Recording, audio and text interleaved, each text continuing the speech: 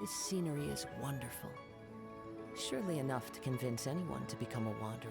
I agree, Kazuha, but ladies and gentlemen, we're back on the Record channel, and this is the whole shebang. The Lantern Rite movie. No cuts, no edits, just raw footage. Lantern Rite 3 is upon us, and now we're in Liyue. Cass, please. Okay, good to have you, Ganyu. But, as the quest demands, 1,000 miles for an enigmatic tune. The Exquisite Night Chimes, Part 1, we have to take a walk around Liyue Harbor.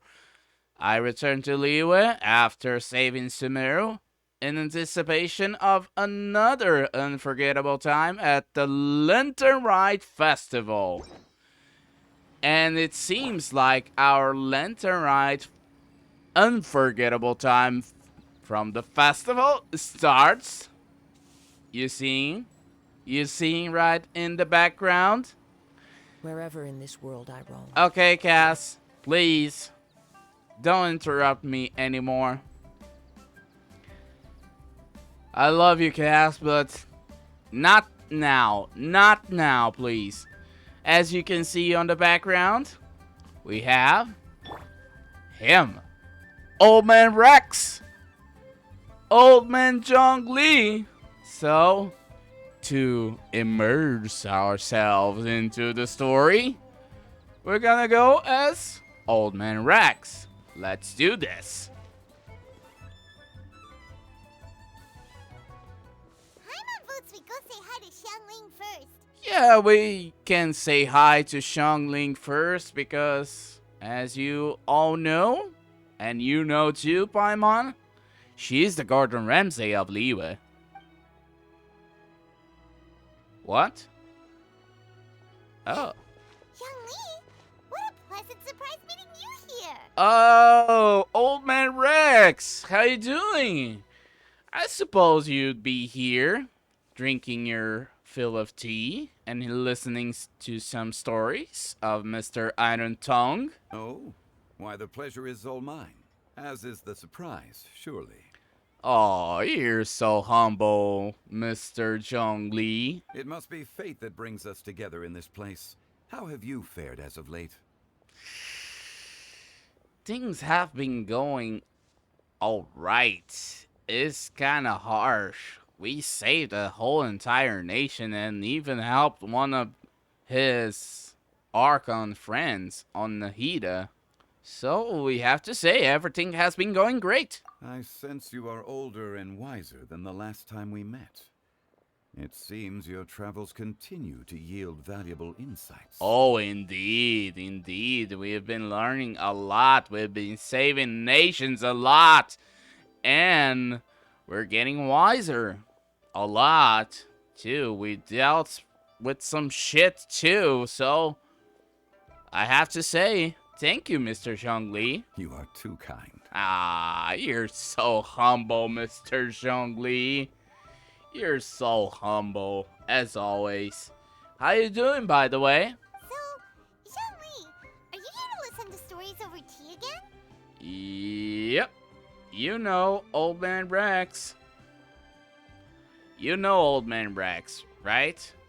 He loves listening to some tea stories. I had originally planned to set out after this last round of tea.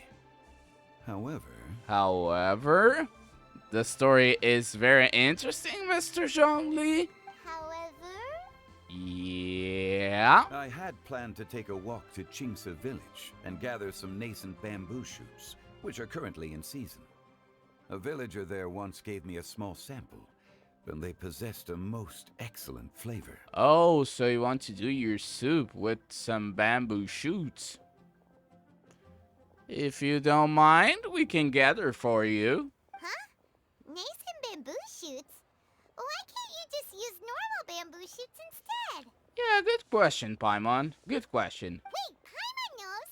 Because Zhongli prefers the finer things in life, right? Oh, you're right. You're right. You're right. He is freaking Rex Lapis. Morax, as you say in Liwa. Okay, Mr. Particular, let me guess. Ahem. The nascent bamboo shoot has a uniquely tender texture and a delicate sweet taste that its normal cousin cannot match. Let's see if I can channel my inner Zhongli. The nascent bamboo shoot has a uniquely tender texture and a delicate, sweet taste that its normal cousin cannot match.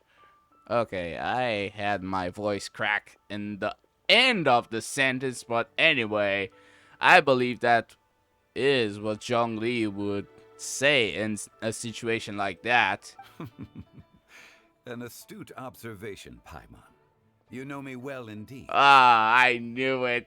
I knew it. Paimon was right on point. Lantern Rite is almost upon us, but besides the bamboo shoots, there are a few other items I have not yet procured from Director Hu's list. Who? May I ask if you have already made arrangements for the days ahead? Are you talking about Hu Tao? Well, we were planning to use the opportunity to say hi to some of our friends, but before we were able to figure out a schedule, we ran into you. What a casual sight. We ran to Liwa to say hi to some friends, and the first friend we came across is former Liwa's deity, Mr. Zhongli. What an irony. But I love it. I love it that the first figure that we saw in the Lantern Rite is none other than Mr. Zhongli. Well then, might I invite you to imagine the sheer delight that is a soup cooked with the freshest nascent bamboo shoots in all the land. Generous cuts of pork belly and crisp, fragrant bamboo shoots placed together in the pot and left to simmer slowly for half a day. Yummy. I never had anything like that. You're doing this on purpose, aren't you?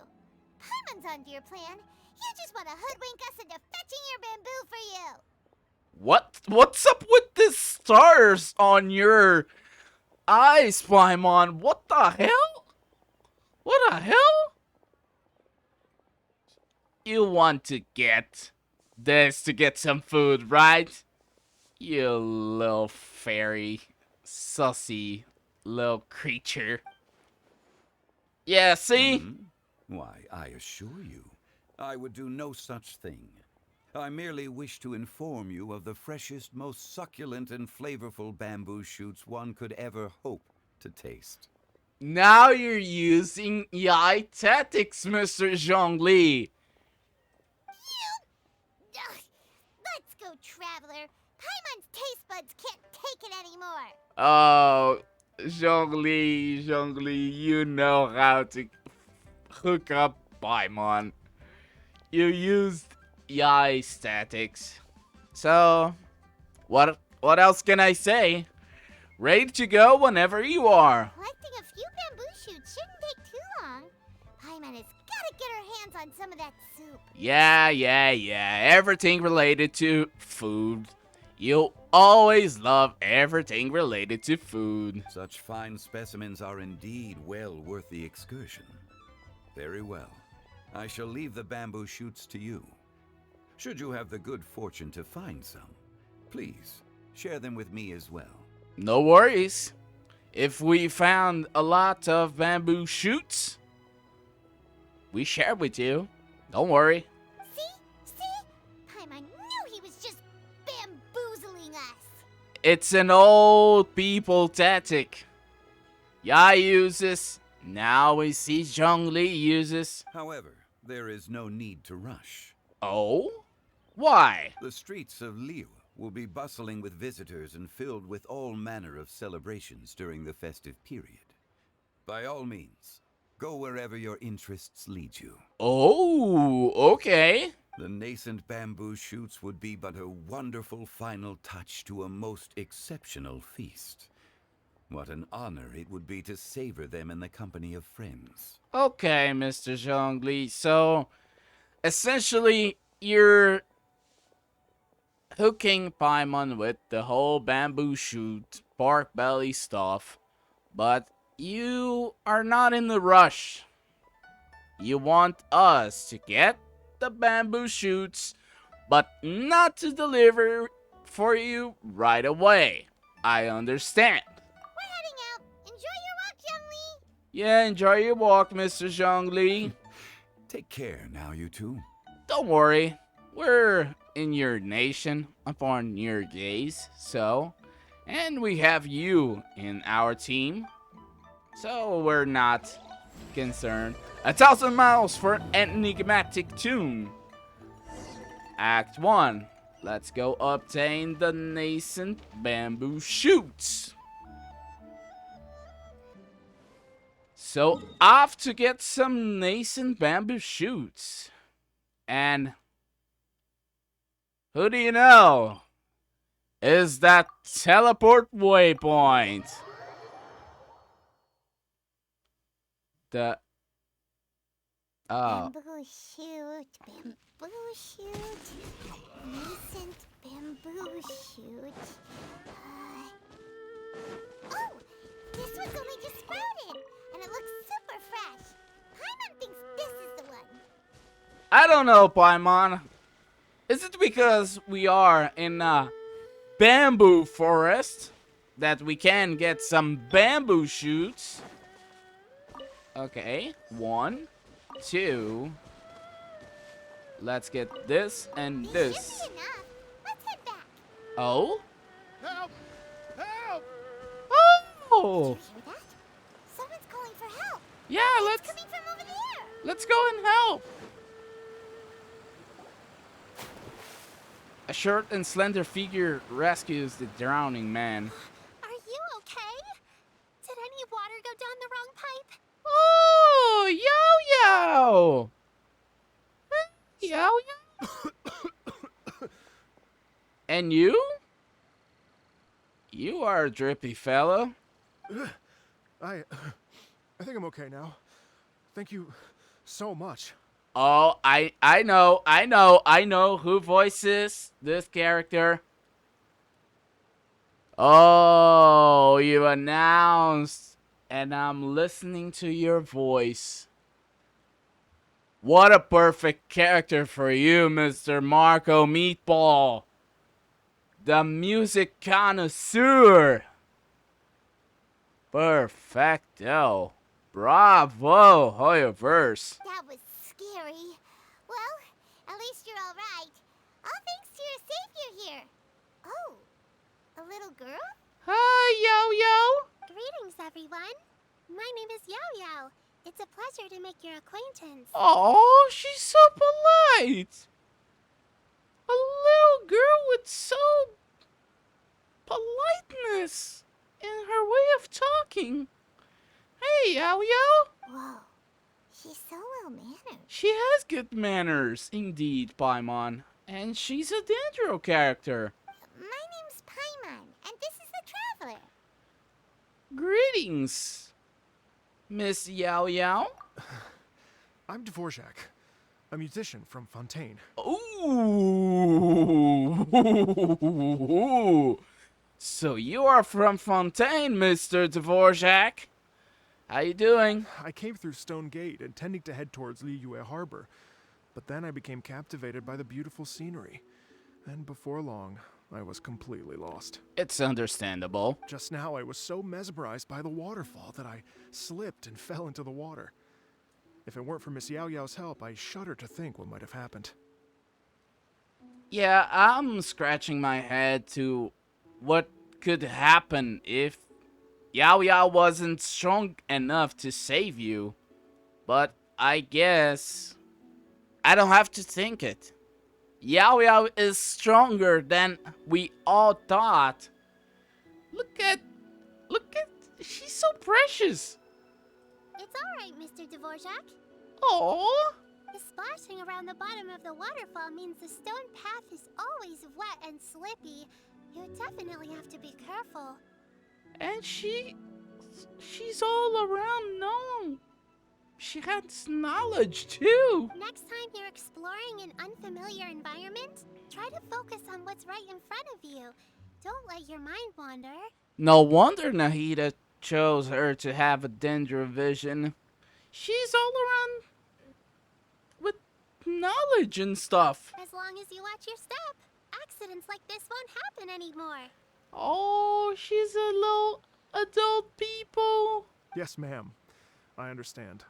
I'll remember to be more careful next time. She's a little adult. Oh, she's so cute. Ooh. Someone is hungry. Oh, are you hungry, sir? Ooh. Oh, I'll be fine. Oh. Please, sir, it's quite all right. I was born and raised here in Liyue. It's only natural for me to extend my hospitality to any guests who are passing through. She's so well-mannered. If I have a daughter in the future, I want her to be so mannered like Yao Yao. I expect you still have quite a long journey ahead of you. It's very important to keep your energy levels up. Oh, she's caring too. I still have some lotus flower crisps left in my backpack. Why don't we split them between the four of us? Oh, it's so kind of you, Yao Yao. Aw, what a thoughtful kid! She even has some for Paimon. She's more thoughtful than you, Paimon. You're welcome. Oh, melt my heart with sweetness. She's polite. She's very well mannered. Oh, Yao Yao, you're a precious kid. Everyone savors some delicious lotus flower crisps. So tasty. If only there were more. More? For real? You already had the Sumpter Beast's share. Having a healthy appetite is a good thing. It means Paimon's still growing. If I'd known I was gonna run into you, I would have made a second batch. It means Paimon's still growing. Oh, the innocence of a kid. Yao Yao, you're precious. Hope you're taking notes, Traveler. This is how you treat your Paimon. Hope you're taking notes, Miss Paimon. This is how you treat your traveler. What do you think, sir? Are Liyue's snacks to your taste? I wonder if they're not sweet enough. No, they're perfect. Aww. When I was traveling through Mondstadt, I had a chance to try one of their moon pies. Oh, It had moon a meat pies. filling, unlike these crisps. But apart from that, it seems like they follow a similar cooking process. Both are delicious in their own way. Moon pies, moon pies, moon pies. Oh, is what Eula normally gives when we made the moon pie plate. Yeah, it's Eula's dish. As for Fontaine's cooking, though, it's been a long time since I've had a taste of home. Why won't you tell us about Fontaine's cooking? Sounds like you spend a lot of time on the road, huh? Paimon, he's a musician. It's very well possible that he spends a lot of time on the road. I do. It's part of my job. I'm one of the main organizers of the Iridescence Tour. Iridescence tour. Oh, Shinyan was talking about the Iridescence tour. I know that. She talked in 2 occasions. Okay. It's good to see you, Mr. Dvorak. Iridescence tour?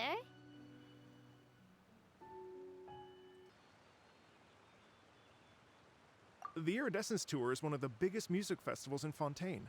We're looking to expand, though. Our aim is to hold a festival in every nation. Ooh, interesting. So, when we get to your nation, Mr. Dvorak, maybe a every year festival of music on Fontaine? Don't mind me. At least, all the main organizers share this goal. Unfortunately, What? it's a long story, so I'll spare you the details. But anyway, so the main reason I'm traveling all around Tavad is to promote our music festivals. But I have some personal reasons, too.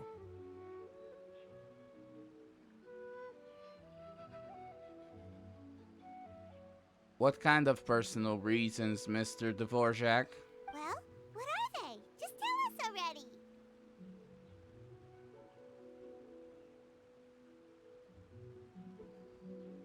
Let me see.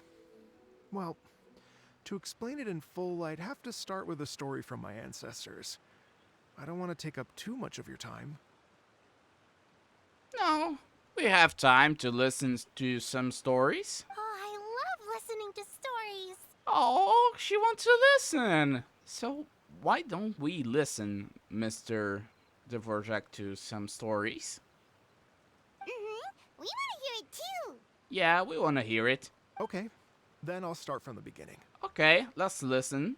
The story goes that my ancestor, who was also a traveler, once slipped and fell into a lake during his travels. As he was sinking and gasping for breath, he heard a wondrous tune in the air. They say it was the most beautiful, moving melody he had ever heard.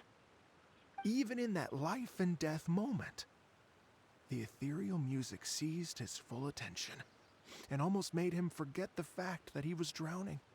When he finally came to, he found that he had already been brought ashore. Not too far from him stood an unfamiliar woman with an almost divine aura. Once she saw that he was no longer in danger, she left without a word. My ancestor tried to run after her to give his thanks, but although a mere dozen paces separated them, no matter how quickly he gave chase, he drew no closer and remained a dozen paces behind. Okay, let me get this straight. Your ancestor heard the music and was trying to run to this person or this, I don't know, deity to give his thanks, but he couldn't. In the end, all he could do was to bow in thanks to the woman as he watched her walk away towards the rivers and mountains in the distance, before at last he turned around and made his way home. Oh, that's a sad story, Mr. Dvorak. Once he returned to Fontaine, he began to learn an instrument so that he could spread his story far and wide, just like the bards. Ooh. After generations of retelling, embellishing, and dramatizing, people have come to think of that lady as something like a fairy. Oh, I remember. A lady who looks like a fairy. Isn't that oceanic creature from Mondstadt? The story's become something of a local legend in Fontaine. It's called the Lady Overlooking the Lake. People now say that if you go down to the lakeside and play an instrument, so long as you play a pleasing melody, you will hear a fairy lady who is hiding out of sight, playing along with you. Mm-hmm. Wow. At its heart, it's a true story. Exactly. It may just be a legend to others, but for me, it's a real part of my family history. And if it involves Liyue, maybe the Adepti? I wanted to find out the truth of this tale. So I decided to retrace my ancestors' steps and search for that lady's modern-day descendants. Modern-day descendants. Are they alive? Of course, there's no way of knowing where my ancestor fell into the lake all those years ago. So I always knew that the search would be akin to looking for a needle in a haystack. Yeah. I've spent many years on the road now, and I'm nowhere near as fit as I was in my youth. The wish that I've spent half my life chasing after has now become something of an obsession. No, it's not. It's okay. Sometimes, when we have an urban legend, it's good to chase around and search for some info. Well, I haven't lived half of my life yet, but still, I understand how you must feel. Oh, she's so precious. I meant too.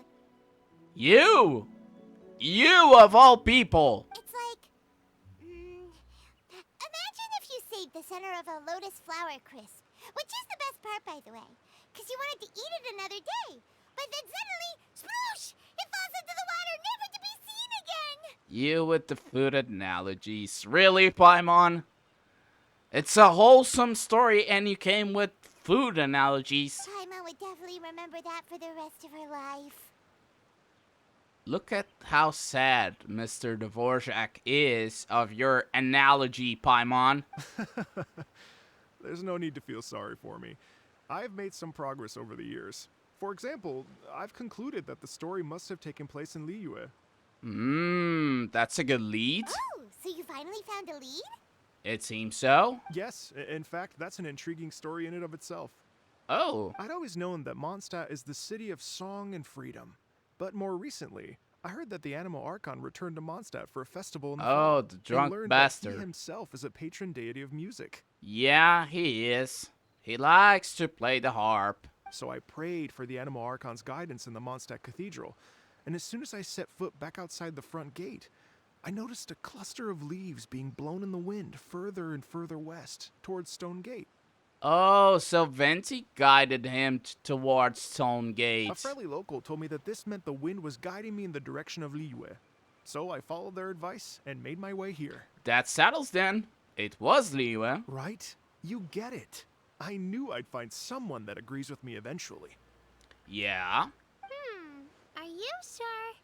It sounds a bit too much like one of those fake legends told by those treasure hoarder guys to scam gullible grannies from Chingsa Village. What?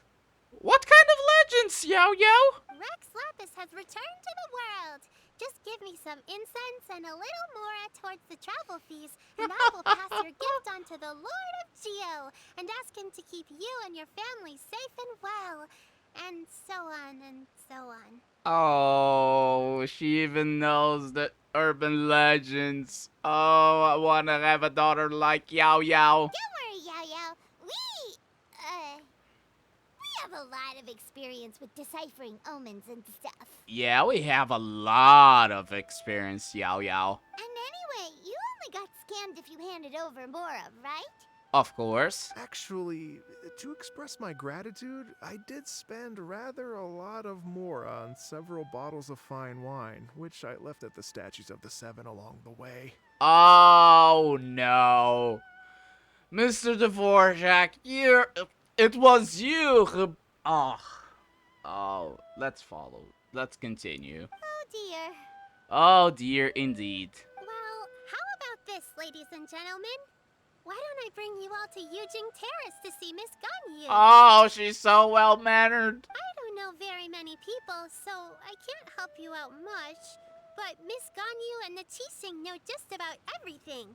Oh, you're bringing us to see the goat? If you've been scammed, they'll help you get your Mora back.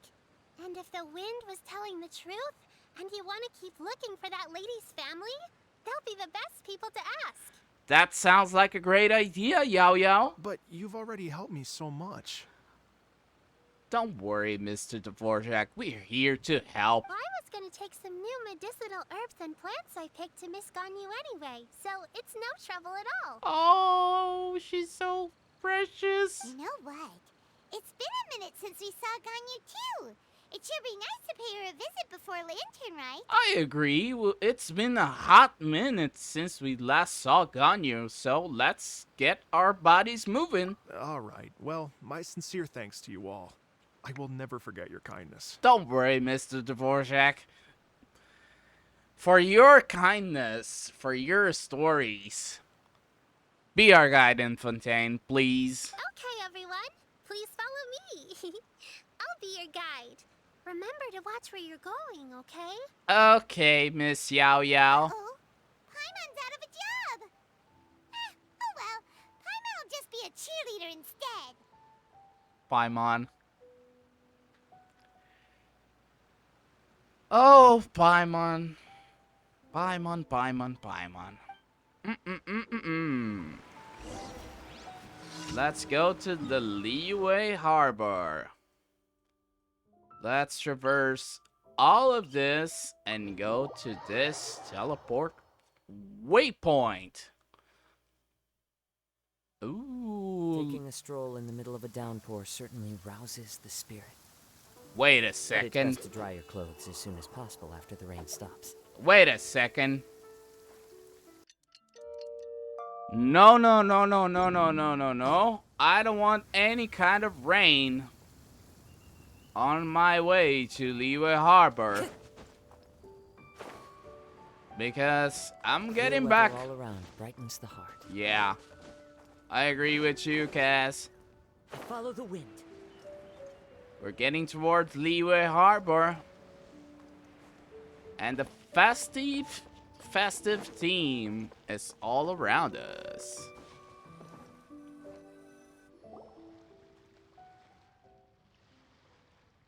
Wow. Liyue Harbor looks very different from when I came last. Oh, you came here by any time means, Mr. Dvorak? It's almost as if I'm listening to the same melody, but with a richer timbre and new variations added. Ooh, we have some musical kind of terms. Well, we are here during Lantern Rite after all. It only comes once a year, so they always have a big celebration. Oh yeah, I agree with Paimon on that. The Lantern Rite celebrations are very, very big enough. It's fair to say that this time of year is when Liyue Harbor looks the prettiest. Yeah, I mean, Liyue Harbor itself, it's very, very pretty. But this time of the year, the festive fever comes across Liyue, and the beauty of the city is more evident. Great. Let's go and check it out. Yeah, I can't wait to get into the city and see it all up close for myself. me too, me too, Mr. Dvorak. The streets are breathtaking. Smiles and laughter everywhere I look. It's contagious. I Indeed can it almost feel is. the music in the air. I have the urge to start waving my conductor's baton. Ooh, I'm glad that you're enjoying the city. me too. Me too, Mr. Dvorak. Let's continue and go towards the city. Wait. Ooh! Hey everyone! Fancy meeting you all here. What a nice surprise. If it isn't my favorite rock girl, Miss Xinyan, how you doing? Hello, Xinyan. Let me introduce some new friends. They are... Yao Yao, you're a sweetie, after all. But we don't need any introductions. We've known Xinyan for a long while. Traveler, Paimon, and Mr. Dvorak, right? I've known them all for quite a while. So, you guys know already each other? When I was last here to advertise a Liyue stop for the Iridescence tour, Xinyan was one of the few people willing to give me the time of day. Oh, when it's about music. No other people has the passion for music like Xinyan. Feels like I've been chasing this Iridescence tour bandwagon halfway around the world, but I keep getting stood up. What's going on, Mr. Dvorak? Yeah, Mr. Dvorak, explain to Xinyan, please. I'm so sorry, Xinyan. We've had a string of terrible luck recently, and every time we've tried to put on a show, something or other has come up to stop our plans from materializing. Is that right? I guess it can't be helped. I agree with you, Xinyan. Sometimes, some occasions cannot be helped. So, what brings you to Liyue Harbor at this time of year anyway? Thinking of putting on a music festival during the Lantern Rite celebrations? No, Xinyan, I think this time Mr. Dvorak is hunting down a musician from one of his ancestor stories. A Lantern Rite Music Festival? Yes, please! Lantern Rite Music Festival, Lantern Rite Music Festival, yeah! That sounds a good idea. No, I'm actually here on personal business this time. Oh, bummer. Oh, so no Lantern Rite Music Festival? What a bummer. I mean, that's not just up to me. We have to talk with Ganyu. Hosting a music festival takes a lot of funding and personnel. Moreover, I've never worked with the Liyue authorities before. Even if I were to start putting something together right now, I think it'd be too rushed. I don't think so, Mr. Dvorak. Wait, but we're going to meet the Liyue Qixing, aren't we? Yeah, And they're the ones in charge. I agree with Paimon. Uh-huh, that's right. Miss Keqing and Miss Ningguang can make anything happen. Oh, if it goes to the taste of the Tianch one, it immediately happens, Mr. Dvorak. Don't worry. You mean, what? Yeah.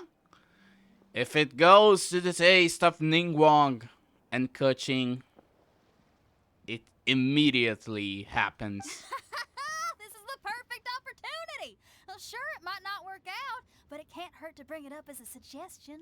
A Lantern Rite music festival will be a huge hit. That's the spirit! See, even the traveler agrees with me. Mr. Dvorak, don't let yourself be put off by the fact that a few things haven't worked out recently. Yeah, we need some music spirit in Liyue. As for the performers, I can put you in touch with some local artists. Like you, Miss Xinyan. My friend Yunjin is a well-known opera singer in Liyue. With her support and a commissioned song from the Yunhan Opera Troupe, we should be able to get something going. Ooh, Yun. That's a good idea, Xinyan. Well, what about you, Xinyan? Are you just going to sit this one out? Oh, of course not. What do you take me for? You're a rock girl, Miss Xinyan. Why would you be sitting with the opportunity of a music festival? If we actually managed to make the Iridescence Tour Lantern Rite Grand Concert a reality, you think I'd let anyone else perform the opening act? Of course not. Wow! There's that rock and roll spirit! The blazing rock and roll spirit. What do you say, Mr. Dvorak? Yeah, what do you say, Mr. Monaco Man? Okay. Okay. I'll give it a shot. Oh, nice. But the opening act is not something to be chosen lightly, Xinyan. I will judge your work by the strictest of standards, so please make sure you are fully prepared. Ooh, Are you kidding? I thought you'd never ask. that's a good one. Guess my shopping time's getting cut short. I'm gonna head back right away and start working on this. Okay. Yao Yao, if you run into your senior on the way to the Qixing, please send her my regards. Oh, your senior, you're talking about Ganyu. Okay, I promise I will. Good luck with your music, Xinyan. Oh, she's so cute. You've got this, Xinyan. You got this, Miss Xinyan. So about this senior of yours Xinyan mentioned just now, is that anyone we know? Yes, it's Xiangling. Oh. She's mentioned you two before. Oh, she's talking about Xiangling's Xiangling. always thinking about cooking. Whenever she gets scrapes or burns, she just leaves them to heal by themselves. She definitely needs someone around her to look after her. It's definitely a I chef. know you must have looked out for her a lot too in the time you've known her. So, thank you for that. Don't worry, Yao Yao. You're so polite. And we always had Xiangling as a good friend here in Liyue. So don't mind me if I do. So we're heading towards the Yunjing Terrace to meet with this lady. This Right. is a peaceful neighborhood. Indeed it is. Let's go to Yunjing Terrace. But first, we have a stopgap. Bing! Oh, it's Master. Is it okay if I go and say hi to her? Bing is your master, Yao Yao. What a pleasant sight. Oh, calm down now, dear. I'm not about to run off anywhere. I'm not a bundle of energy like you. Yeah. I haven't seen you in days, Master. I've missed you. Oh, she's so cute. Oh, bless you, Yao Yao. You do say the sweetest things. So sweet that almost gave me diabetes. Ah, look who it is. Visiting friends during the Lantern Rite, are we? Greetings, Granny Ping. How you doing? You're half right, Madam Ping. We were also trying to help out Mr. Dvorak over here. We were on our way to take him to see the Qixing. Yeah, he wants to organize a music festival. Hello, ma'am.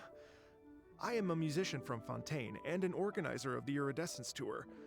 I don't suppose you've heard of it. No, she didn't heard it. Master, The Iridescence Tour is a super famous music festival. Oh, she's so cute. An old lady like me wouldn't know much about that sort of thing. A music festival, you say? It sounds terribly exciting. If we could add some musical elements to Lantern Rite, Oh, right! Madam Bing, how would you feel about that? would you give us your blessings, Miss Madam Bing? You're an elder of Liyue, and you know all about Liyue's cultural traditions. Hearing your thoughts would definitely help us figure out how best to approach it. Oh, blessings from Bing would be a big blessing. For example, do you think it might be a bit too modern, or is there any other issue? Why, not at all. Music pays homage to history and culture, and it can also be a bridge between different civilizations. Times change, and the music enjoyed by the youngsters of today is no doubt very different from the tunes I was accustomed to in my youth. Nevertheless, all fine things in life can be appreciated. And so, I look forward to it immensely. Really, Madam Bing? Hear, hear. I do believe that, my own dear grandmother aside, you are the wisest old lady I've ever met. Oh, you didn't see the knowledge that Madam Bing possesses, Mr. Dvorak. Goodness gracious, you're all being suspiciously sweet today. Yao Yao, whatever have you been feeding them? She didn't fed us with sweetness. She is pure sweetness. Master, you're in such a great mood today. You're even cracking jokes with the rest of us. Oh, well, I'm sure you must have plenty to be getting on with, yes? Run along now. Don't let me hold you up. Okay, Madam Bing. Thank you so much for giving your blessing towards the Lantern Rite Iridescent Store kind of a festival. Thanks, Madam Ping. We'll see you again soon. We'll see you again soon, Bing. Let's go near the Yunjing Terrace to look for Ganyu, to look for this lady, the goat. The goat. The goat. There's no one like... Oh, here she is. Let's go, let's go, let's go, let's go. I want to see Ganyu. I want to go see Ganyu as Ganyu. Ooh. And when you meet with the Ministry of Civil Affairs, please remind them that the festivities are not an excuse to procrastinate their work. Oh, Ganyu, being a workaholic as usual. Understood, Miss Ganyu. I'll take my leave now. Oh, bye, Xiao, one of Ningguang's little secretaries. Ganyu! Ganyu! It's good to see you. It's been a while. What brings you here, Yao Yao? I've brought all the medicine you asked me to pick for you. Oh, and here's a pack of sweet flower seeds as well. Oh, what's up with you guys? Also, these dried Chingshin leaves make a great pot of tea that's very good for you. Oh, she's being a nice little sister, caring for her older sister. I know you've had a lot to deal with at work recently, but you shouldn't push yourself too hard.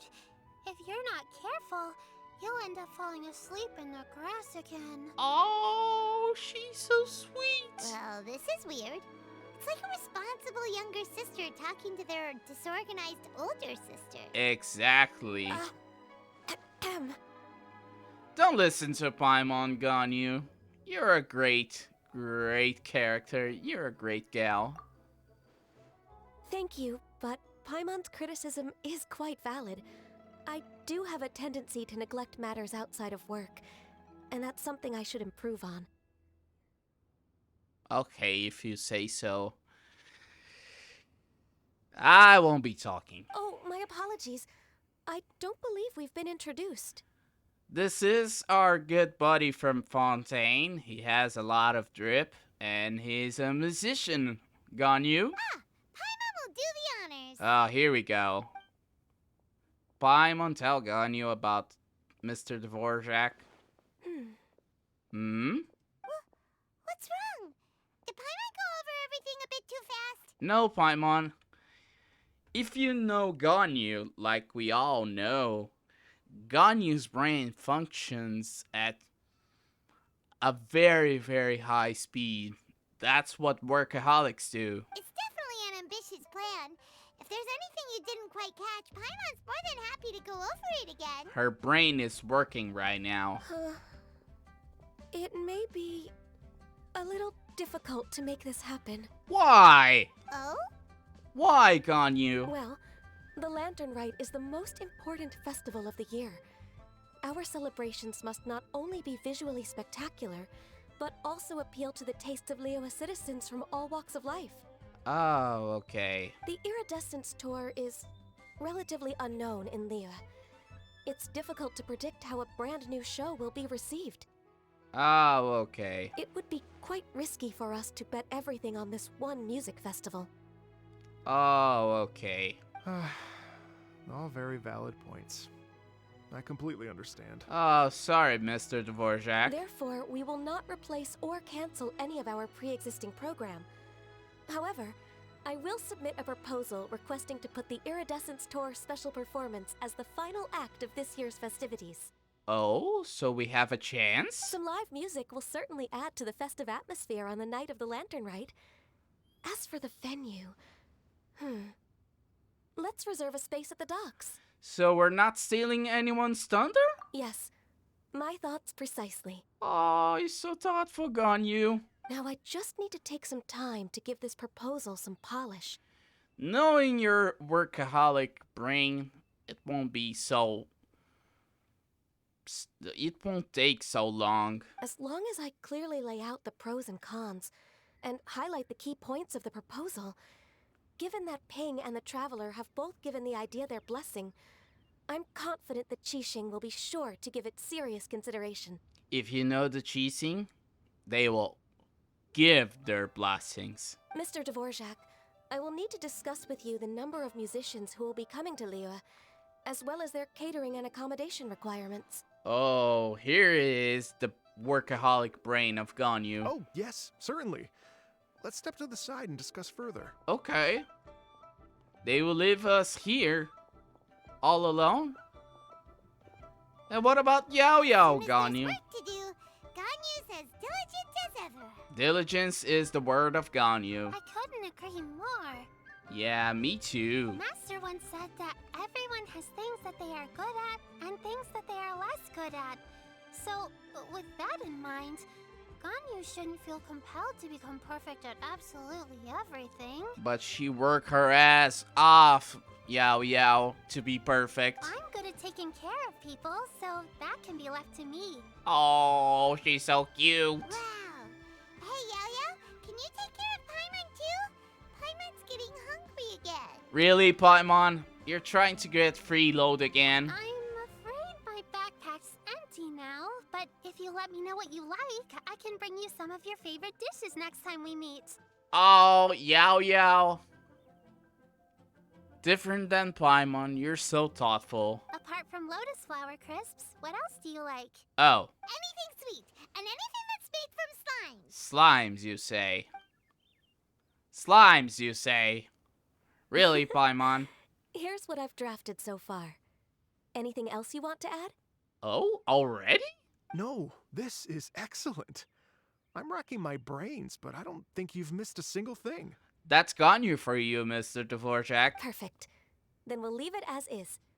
I'll go make an official copy. That's Ganyu for you. Oh, perfect timing. We were just wrapping up our discussion here. That was really quick. Not at all. Every second counts for a complex proposal such as this. I will inform the Qixing of this development immediately. Please give me a moment to pass on the message. Okay. Yao Yao, thank you for bringing my herbs. I will make sure to take them. Yeah, don't forget to take them, Ganyu. We don't want to see you sleeping on the grass like your demo. Remember to make tea from them first, Ganyu. You mustn't just chew them raw. Yeah. I will. Oh, she's so thoughtful. Okay, I should be getting back. If Yo-Yo stays out for too long, Mom and Dad will be worried sick. Everyone, I'm sure that the music festival will go off without a hitch, so don't worry. And in case I don't see you before, I wish you all a very happy Lantern Rite. Oh, thank you, Yao Yao. For you too. Thank you, Yao Yao. Happy Lantern Rite to you, too. Happy Lantern Rite. Most wholesome and sweet kid. We should go get dinner together sometime. Yeah, I agree.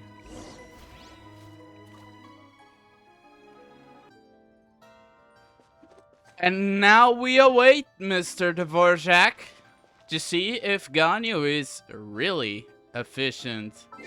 But we have to wait 2 hours. We go with our good old buddy clock. Right forward to the quest. After a short while, Kuching and Ganyu arrive. Greetings, Traveler, Paimon, and Mr. Dvorak. Call me Kuching. Hi, Kuching. Long time no see you too, boo. Ganyu has brought me up to speed on everything. I'll get straight to the point. Okay. The Qixing have approved Ganyu's proposal. Over the next few days, I will be working with Mr. Dvorak on behalf of the Qixing to facilitate the organization of this concert. I knew it. I knew you would approve. I knew Ning wouldn't pass this opportunity to have a music in the Lantern Rite festival. Yay! That's awesome! Unbelievably efficient. Kuching strikes again. Please. The Qixing have a duty to deal with matters such as these. We have merely moved things forward to the next step. But you girls, the Ganqing team, is very efficient. On a more personal note, I am an avid supporter of all things new and innovative. We know, Kuching. As such, it is my privilege to work with you on this exciting project. Oh, so you like music? Thank you so much, Kuching. I've become Aww. quite discouraged after our recent failures and was expecting the same outcome once again, so I didn't dare to get my hopes up. I'm so jealous of Marco. First, he talks with Yao Yao, the most wholesome kid in all of Genshin Impact. Then he talks with Madam Bing, one of the most wisest characters in Genshin Impact. And then Ganyu, and now Kuching. Marco, you lucky bastard. You are the greatest. Greatest. You are one of the best in regards to music, and you're doing a terrific job as the Vortex 2. I have nothing but praise for you, Mr. Marco Meatball. Never in my wildest dreams could I have imagined this going so smoothly.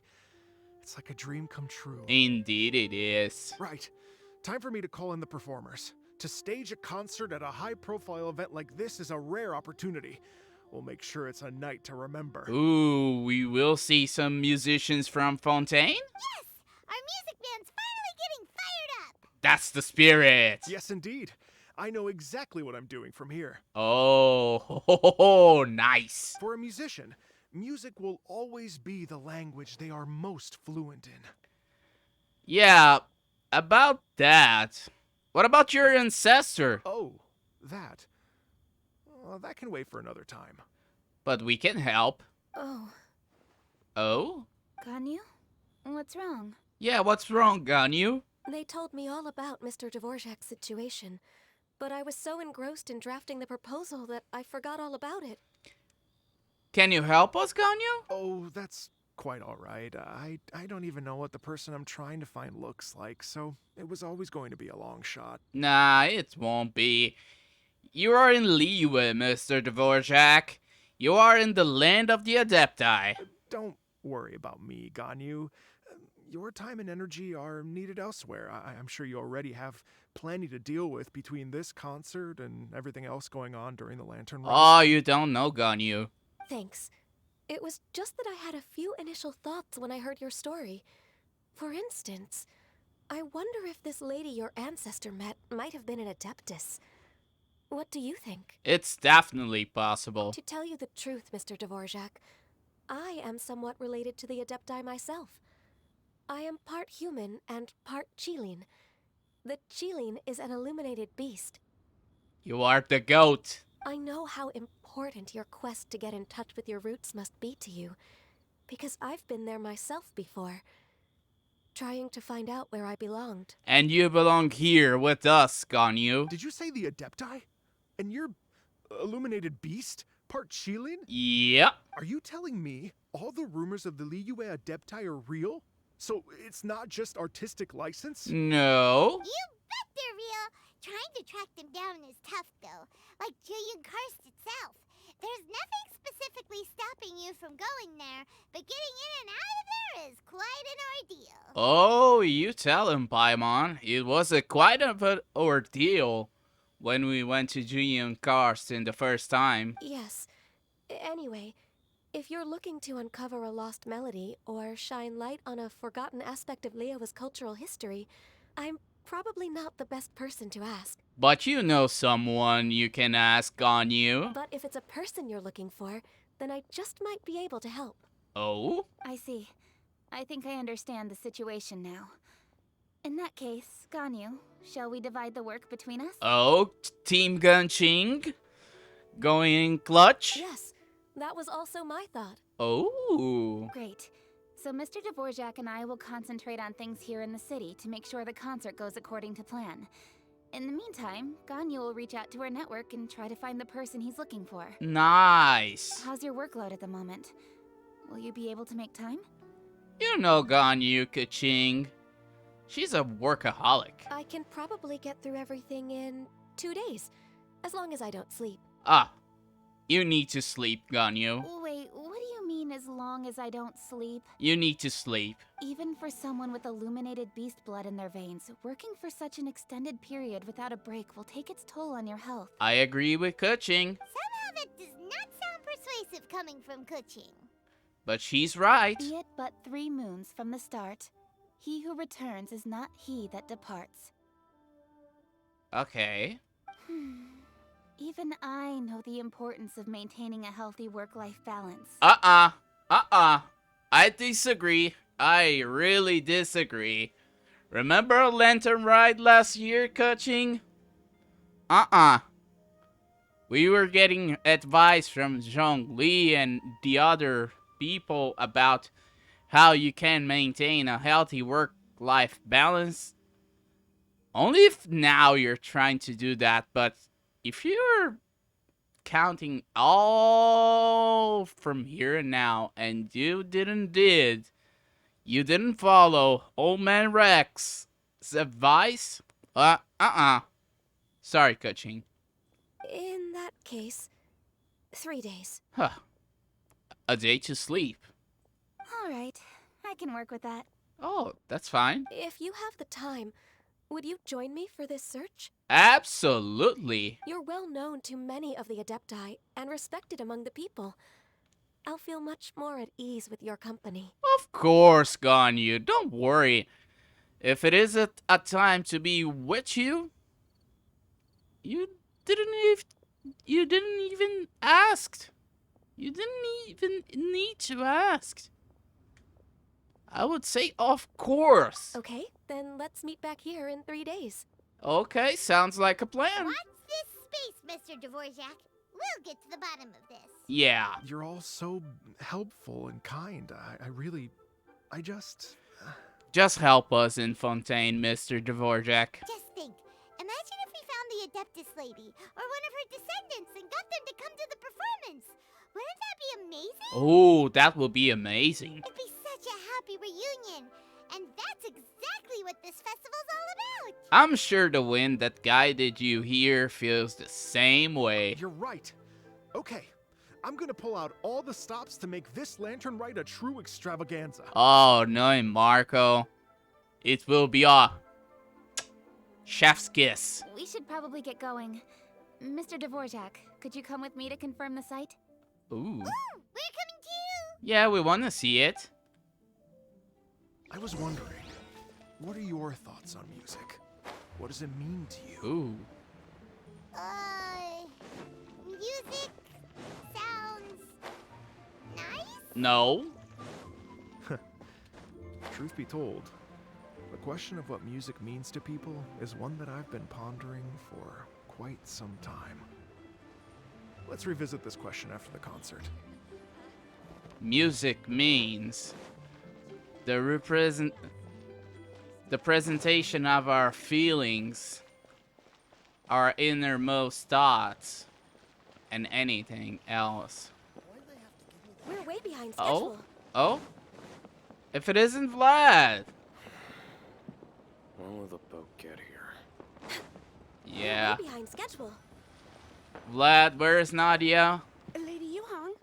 Oh, Baiwen? Baiwen, what is it? Yeah, what is it, Baiwen?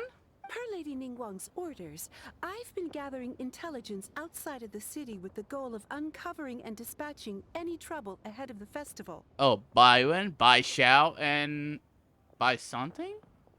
These are the names of Ningguang's secretaries? I am told that a strange melody was heard somewhere along the coast. I was wary of investigating further on my own, so I was just on my way to report this incident to Lady Ningguang. And? But I'm worried that if we don't act right away, we may miss the window of opportunity to take appropriate action. I understand. In that case, No. Kaching, you stay here with Marco. Let us handle this one. Yeah, Kuching, you're busy enough as it is. There's a ton of different things in the city that needs your attention. Yeah. And you need to show Mr. Dvorak everything about Liwe. Leave it to us. Don't worry. Whatever it is, we'll definitely be able to handle it. Well, he will handle it. Eh. Always so ugh, Paimon. Really? I will handle it. Nah. You should use your powers, your god powers, to help me, Paimon. With the Traveler on the case, it's as good as dealt with. Oh, so you know, Miss Baiwen. Thank you. This will be a great help. I will inform Lady Ningguang about the situation. Once it's resolved, please come and find me again at Eugene Terrace and let me know. Okay, don't worry. Will do. And say hi to Ningguang for us. Say hi to Ning. We want to see her. you have my thanks too.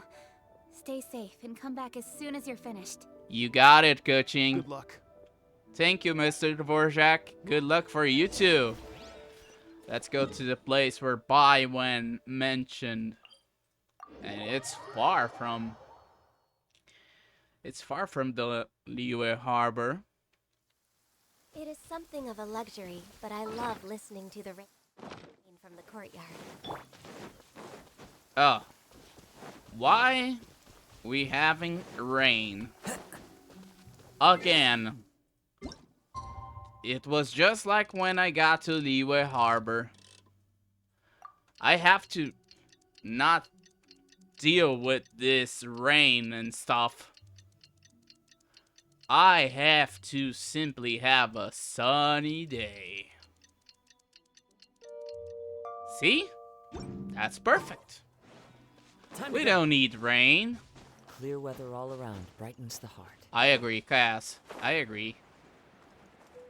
Ooh, what is it? Ooh.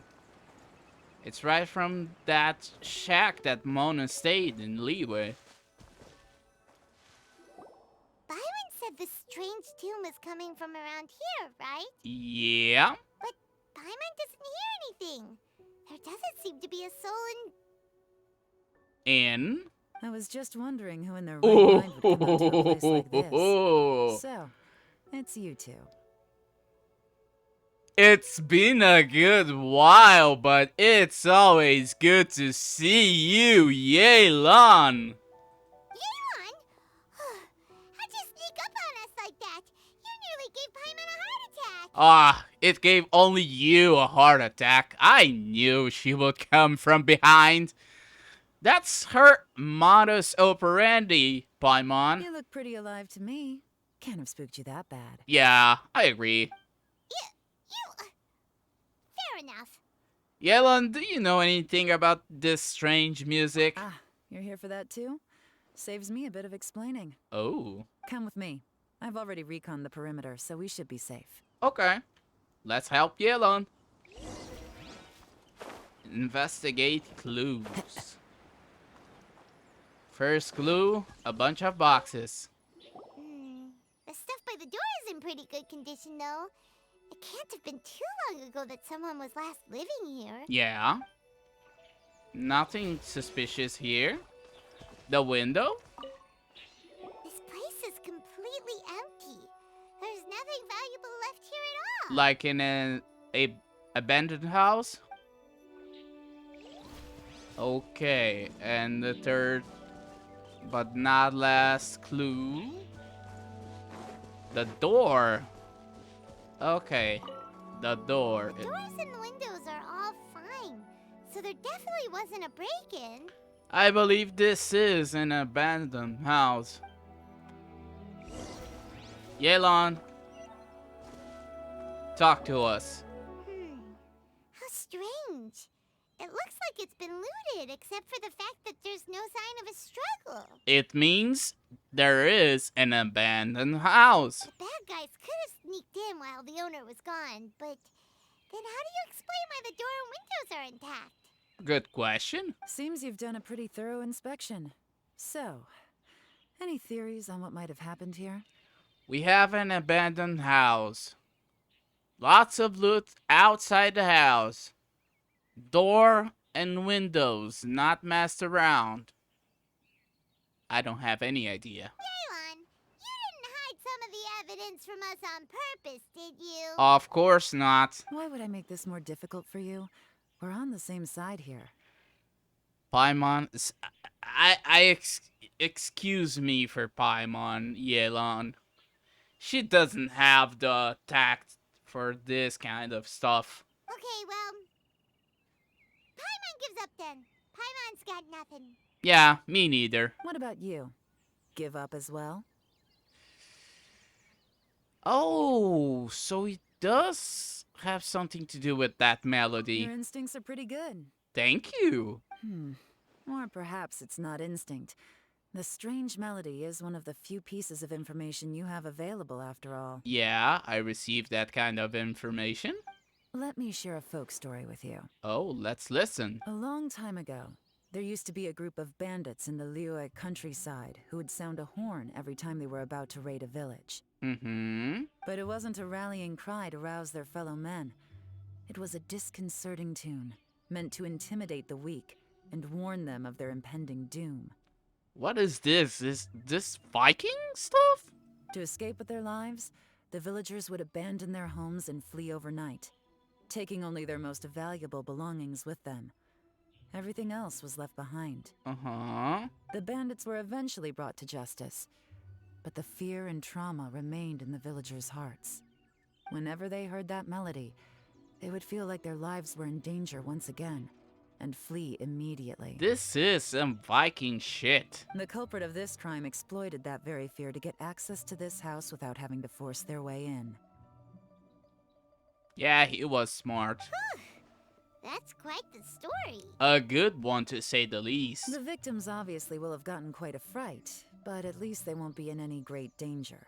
The important thing now is to find this copycat criminal. If we could follow their tracks. On any other day, that'd probably be a good idea. Unfortunately, it's not gonna work today.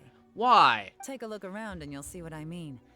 This criminal is clearly well-versed both in using music to commit crimes and in making a clean getaway. A sneaky bastard. Not only did they stay off the muddy road to avoid leaving footprints, it looks like they were also careful not to bring any gadgets with so much as a trace of elemental energy. Evidently, they were intent on keeping even the most experienced investigators off their trail. Unfortunately for them, I'm one of the best trackers in the business. They're not about to get away with their little scheme on my watch. I like it. So basically, if we want to find the culprit, we just need to follow Yelan. We have to follow her. Because she's the best. She's the Ningguang's 00 agent. As long as you can keep up. Oh. Since the culprit's trying to be cautious and low risk, I'll bet they left through an area with some vegetation for cover. but not so much that it would slow them down. I can keep up. Don't worry. See? I'm with you. I'm with you, Yelon. I'm winning, Yelon. I'm winning. Here, look at this. Okay. These tracks are superficial, but they definitely didn't occur naturally. Something heavy was being dragged this way, meaning we're headed in the right direction. Okay. We're following your tracks. Go forward. Go forward, Yelon. Huh. Their pace has increased. Normally, people carrying a heavy load slow down as their journey goes on and they start to tire. Mm-hmm. Whatever's motivating them to speed up must be psychological. For instance, reaching the home stretch. Ooh. Let's go, Yelon. Let's go. Let's found this culprit. Let's arrest him.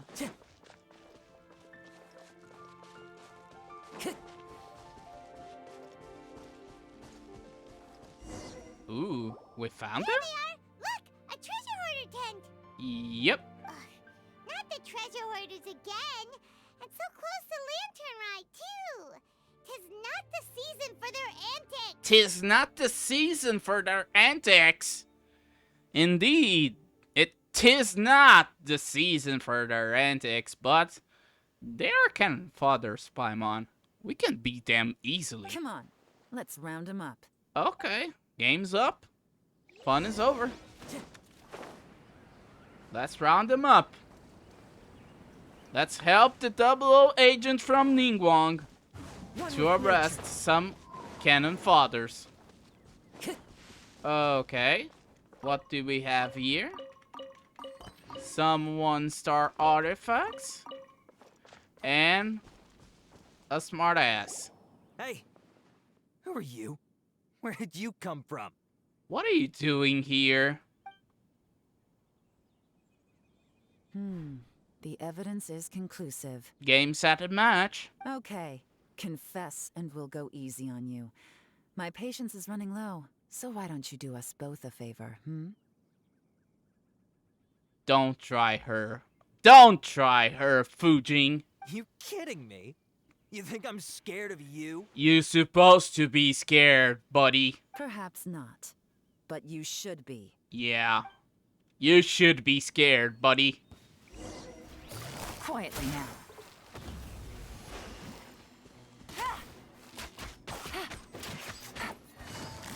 Curses. Seems like you're not all talk after all, but there's no going back now. Better up my game. Busted. Easy. We only need Yelon Mercy! to... Have mercy! Oh, beta male. Oh, it's a little late for that. I've come this far, I might as well finish the job. Oh, do it. Do it, Yelon. I surrender! I surrender, please! I'll do whatever you say. Please have mercy. Yeah, do it, Yelon. Tell us everything. Yeah, start from the beginning. You have one chance, and I'm warning you. Don't make me ask twice. Ooh. Go, Yelon. I won't, I swear. Beta male. You know, so Lantern Rite's nearly here, and like a lot of people, I wanted to buy a few nice things. Yeah? I know I'm with the treasure hoarders and everything, but I don't really have any kind of experience with robbing people and whatnot. So I don't have the guts to break into somebody's house. You kidding? Wow, you're really going to complain to us about that? Yeah, you're going to complain to us about that? No, not at all. I'm just telling it how it is. You're a beta male. Okay, continue. I racked my brains trying to think of what I could do, and eventually, I remembered something from back when I was a kid. The bandits would blow their horn, and my grandma would grab us kids and run. I remember the tune, so I figured I'd try it for myself. I mean, just to see what would happen. At first, anyway, I seriously didn't expect that family to pack up and leave. But they did, and they just left all their stuff right there for the taking. It was too easy, I couldn't resist. What else can I say? Apart from, you're a moron. The beta of the beta male of the treasure hoarders. The most glass cannon of the treasure hoarders. Stupid. Imbecile. No wonder Yellen was losing her patience. What the hell is that? It was completely wrong of me. I know that now. I'll return everything that I took. It's all still in perfect condition. It'll be like it was never gone. Please, give me a chance, huh? Let me make it right. Yellen arrests him. Give you a chance, huh? Sounds to me like you'd rather strike some kind of a deal than spend Lantern Rite behind bars. He's a beta, Yellen. Of course he will strike a deal. Yes? Yes? You know how to bargain, I'll give you that. It's just a pity that you didn't confess at the first opportunity. Yeah. You'll have to take a walk with me. Arrest his ass! Once we've returned the goods, we'll find the owner of the house, and you can apologize to them. Yeah! After that, I'll escort you to the Ministry of Civil Affairs. Arrest his ass! Yes, ma'am. Beta male. You know, as a former victim of this kind of crime yourself, I doubt anyone understands the fear you inflicted quite as well as you do. Of course, he's an idiot. Does your greed matter more to you than your fear? More to the point, if you can play a tune from memory, don't you think you should be capable of making an honest living? I agree. You mean... That's enough hints for you. You'll have plenty of time to reflect on all of this yourself. Behind bars, buddy. And by the way, don't let this soap fall down, because, oh, you're going to have a rough experience. So, arrest him, Yellen. There's not much left to wrap up, so I'll take it from here. Guess this is where I'll say goodbye. Well done, Yellen. What is it? Is there something else? What is it, Yellen? I'm still not sure how you first got your hands on this information, so play it safe when you get back. Don't mention to anyone that you ran into me out here. My lips are sealed. You helped a lot with the investigation and arrest anyway, so it's perfectly fair for you to get all the credit. Ooh. Just take it. It works better for me, too. I like when you talk near my ear. I will take it. Don't worry. See you when I see you. And happy Lantern Rite. Happy Lantern Rite, Yellen. Leon's such a pro at this. With her taking it from here, it's as good as resolved. Whew! It's easy. Easy. Whoosh! Random event, a strange melody, complete. Now on to the next phase. Oh, it's kind of a shame that we never got that treasure hoarder guy to play the melody again. Why 'tis a shame? Because Paimon's curious, that's why. It's like when you have a tune stuck in your head, but you don't even know what it is. It's driving Paimon crazy.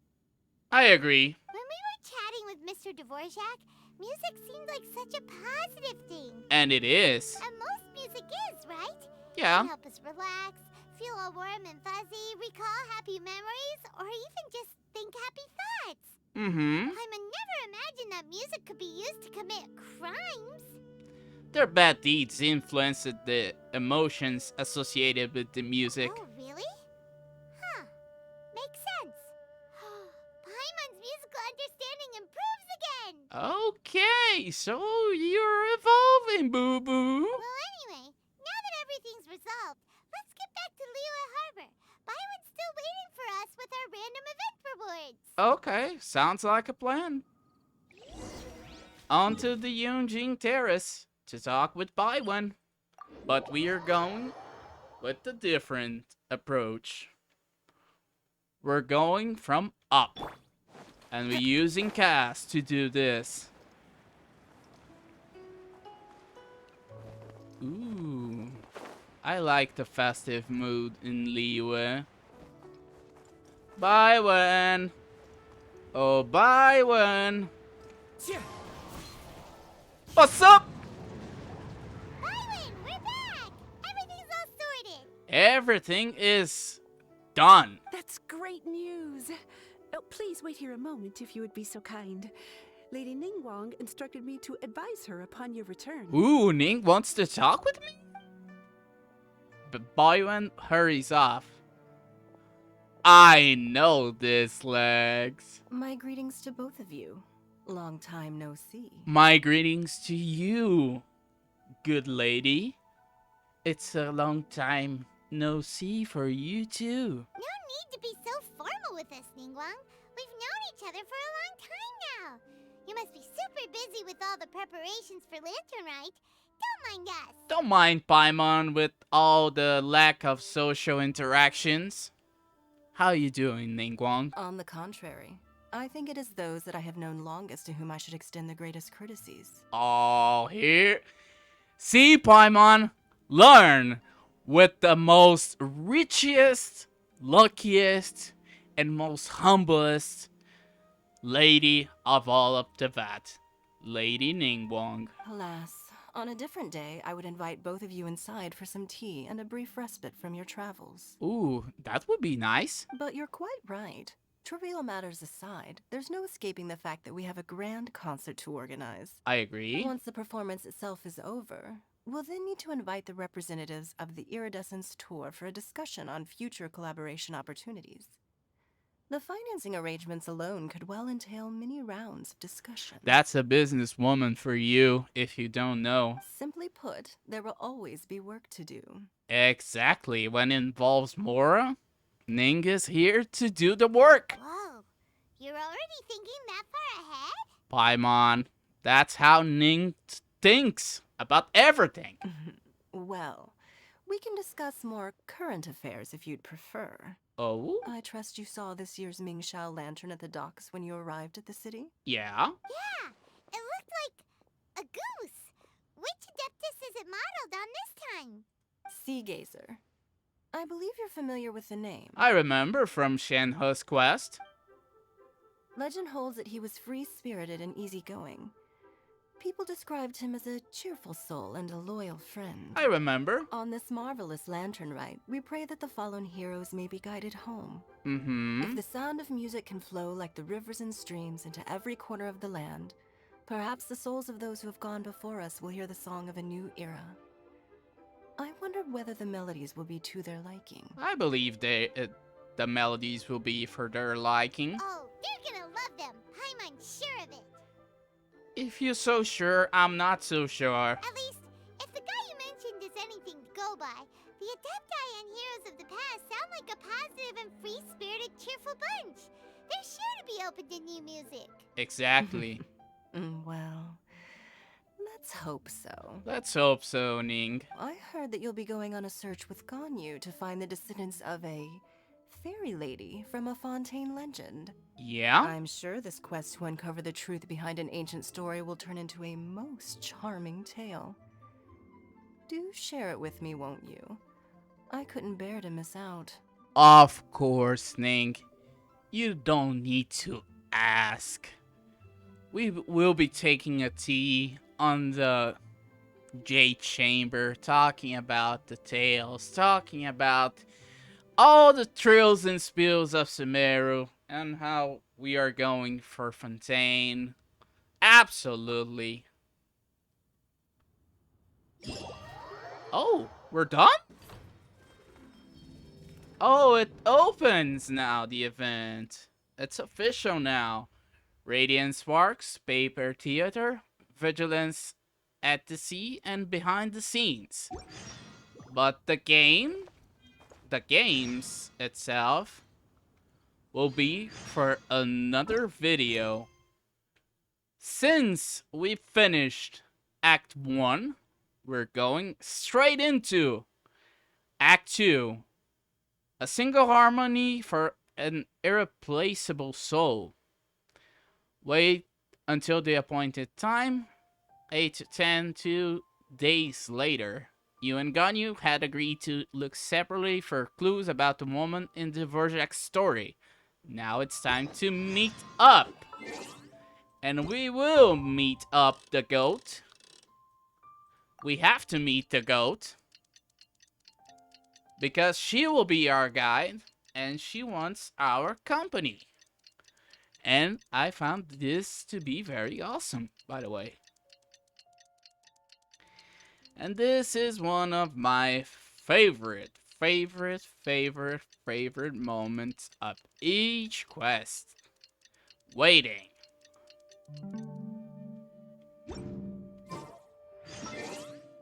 Okay. Okay, wait a second. No, this is not what we are looking for. We're looking for this. Let's see. 8 in the morning. Rising to the street. It's about time for us to meet up with Ganyu. Let's head to Eugene Terrace. We are in the Eugene Terrace. Ganyu! Wake up! Wakey wakey! Oh, Ganyu. Ganyu, you didn't sleep. Greetings, traveler in Paimon. What time is it? You want some coffee, Ganyu? Are you okay, Ganyu? You were nodding off there. Didn't you sleep well last night? I think she didn't slept at all. I'm fine. Don't worry about me. Let's discuss the matter at hand. Okay. Since last time, I've been thinking a lot about the story Paimon told me. Mm-hmm. In essence, someone rescued a drowning man and performed some music. If that were all there was to it, it could have been many people, human or Adeptus. I agree. But the tune was allegedly so wonderful that the drowning man forgot about everything else, even his own impending death, and only came to his senses after being brought to shore. Mm-hmm. Perhaps there was an adeptal power at work in that music that he, as a mortal, could not perceive. Or perhaps he sensed a power surrounding him but lacked the words to describe it, not knowing where it came from. Either way, if this part of the story is true, then the rescuer has to have been an Adeptus. You really think so? But this story is all the way from Fontaine. Isn't this a bit of a long shot? Since it relates to Liyue, I think it is an Adeptus. Also, Paimon's really curious about how people from Fontaine think this fairy lady looked. Maybe they imagine her having wings. Ooh, like a crystal fly's wings? That would be pretty cool. But Paimon definitely can't imagine any of the Adepti looking like that. Paimon, if you forgot, we have Mountain Shaper and Big Bird Mama, Cloud Retainer, who have wings. Actually, Ganyu, if you had to save a drowning person, how would you go about it? That's a weird question. Huh? Me? Good question. Well, I'd get them to the shore, and then I'd probably hide behind a tree and watch them for a while. Aren't you an introvert, Ganyu? Once I was sure that they were going to be okay, I'd slip away without a sound. So stealthily. Got it. So basically, Ganyu's the type of person who doesn't like taking credit for her good deeds. Yeah. No, it's not like that. I'm just not very good at explaining things. And I also find it really awkward accepting other people's gratitude. To say in basic words, Ganyu, you're shy. Well, what if this Adeptus in the story had a similar attitude? That would explain why she just left without saying a word. Yeah? She was probably thinking something like, one was merely passing by and saw fit to address this egregious disruption to one's graceful zithering at once. You may keep your thanks to yourself. What's it all about? This imitation, Paimon. That was actually a very good impression of Cloud Retainer, Paimon. She imitated Cloud Retainer? As far as I'm aware, Cloud Retainer isn't the most musically gifted. Still, we can't completely rule her out just yet. Yeah? If we set off now, we could head to Mount Outsung and ask her about it. We're going to see Big Bird Mama. You'll be able to confirm either way if it's her, and I can, You can? I've been in Lea Harbor for so long now that I'm just not as familiar with the Adepti anymore. If there's anything we want to know about them, she's the best person to ask. We're gonna hear some Cloud Retainer stories. Sounds great! And we're pretty close with Cloud Retainer by now, so we probably don't even need to bring her food this time, right? No, we have to bring some food. I've prepared a gift for her to mark the festival, just in case. However... You still have some reservations? Cloud Retainer spends most of her days studying mechanisms in her abode. She's on her own so much of the time that the moment she has someone to chat with, she just spills. Never mind.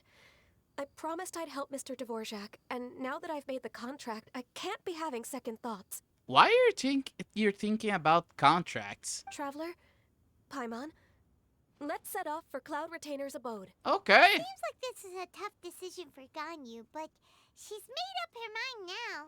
Yeah. Paimon gets why she'd be so anxious. Okay, how about this?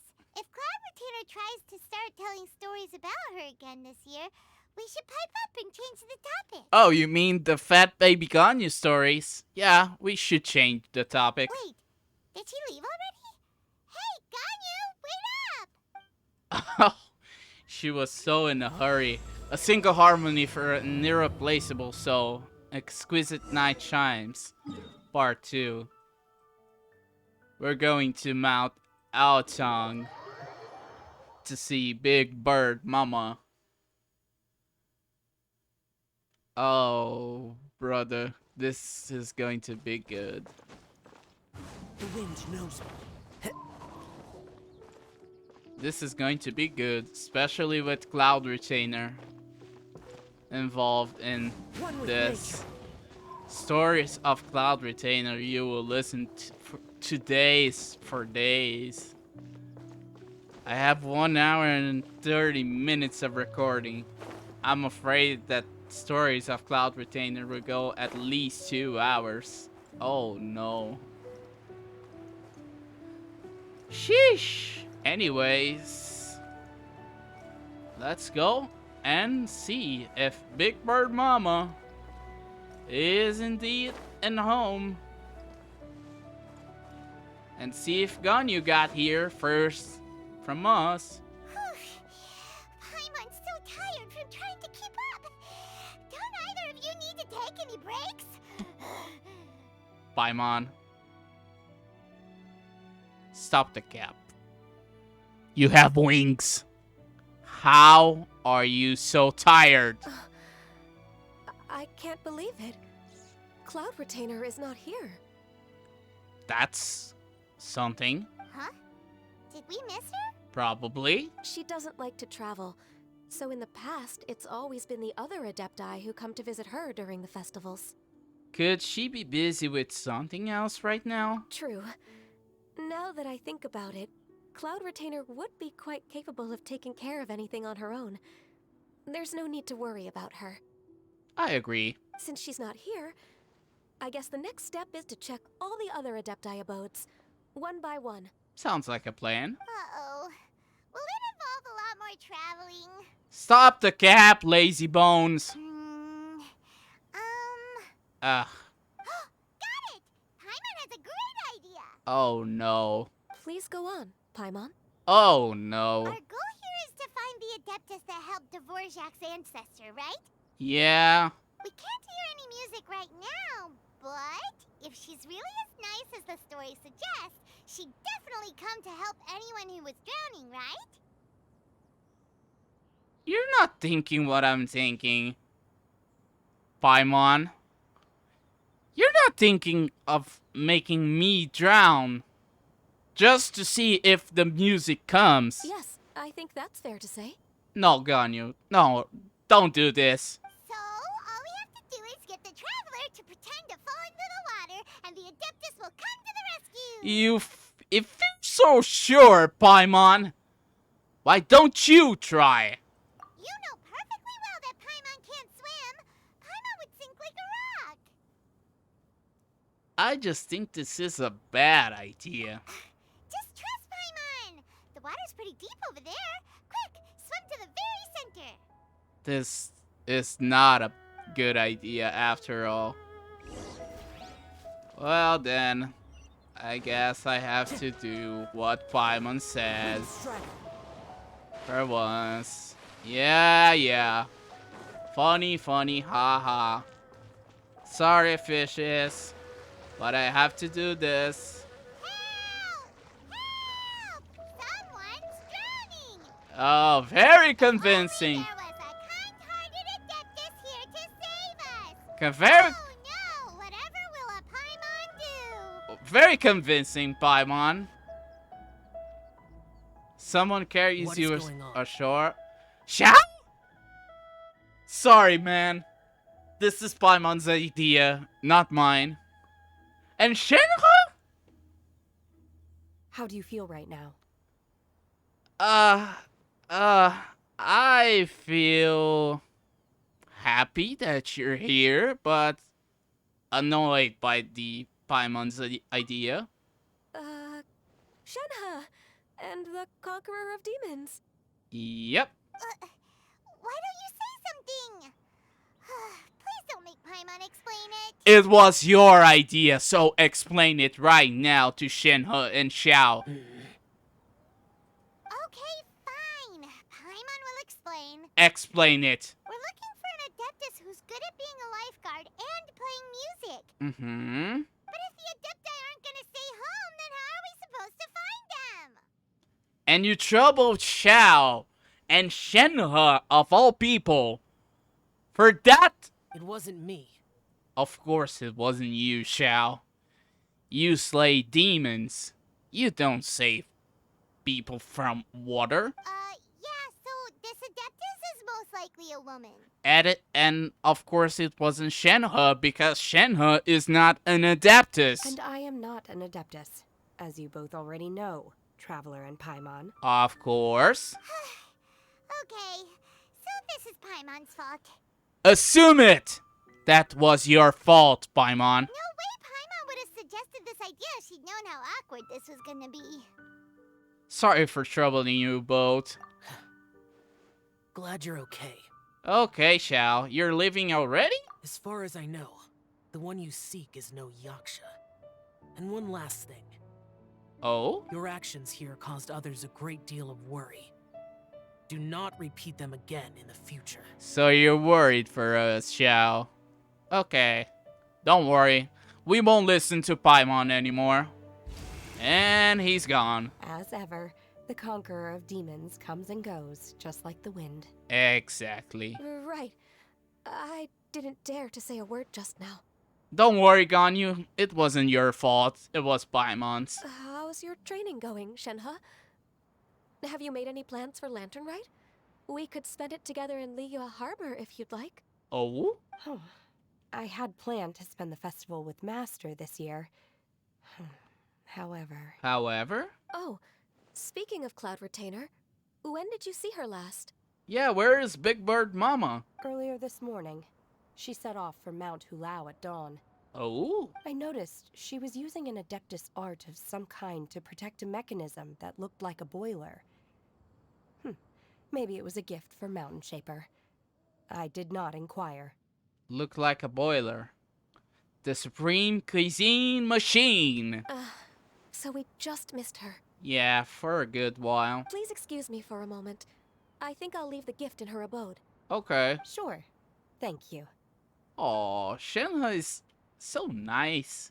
Sorry, Shen. Sounds like Ganyu and Shenhe have gotten a lot closer recently. Yeah. Yes. During the summer and winter, I continue to train with Master.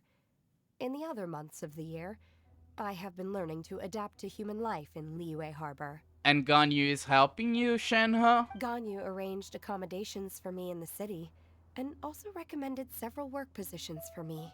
Aw, what a thoughtful sister. But when I try to blend in by referring to her as Miss Ganyu or Lady Ganyu, like the others, she says I mustn't address her like that. But why? Sometimes I'm supposed to copy other people. Sometimes I'm not. It's a little difficult to keep track of everything. I think Ganyu gets embarrassed when people call her Lady Ganyu. Oh, is that what it is? Noted. Okay. So, you came looking for Master today because you wanted to ask her about the Mystery Adeptus. Is that right? Yeah, it's about the story of Mr. Dvorak. Yep. Oh, speaking of that, have you ever heard any music music while out training in the mountains? Good question, Paimon. We are recovering from the shame you made me pass in front of Xiao and Shenhe. Music? What is that? You don't know? It's, a kind of a happy or relaxing sound. Or, a nerve-wracking sound. Or even a terrifying one. That's a very far-fetched explanation. Okay, I'm done. I also left her a note so that she knows where to find us. We won't miss her again. Okay, good. Yay! That's really helpful. Thanks! We were just talking about this thing called music, and based on Paimon's description, I do believe I hear it every day. Please follow me. Okay. Oh, really? Great, let's go! Thinking about Shenhe and her kind of music, I think it will be the sounds of nature. Because if Shenhe likes to train and meditate and all that good stuff, she probably loves the sound of nature. Let's see if I am right or am I wrong. This is the place. I enjoy training here to the sound of music. Oh, the nature's music. You're not thinking, Paimon?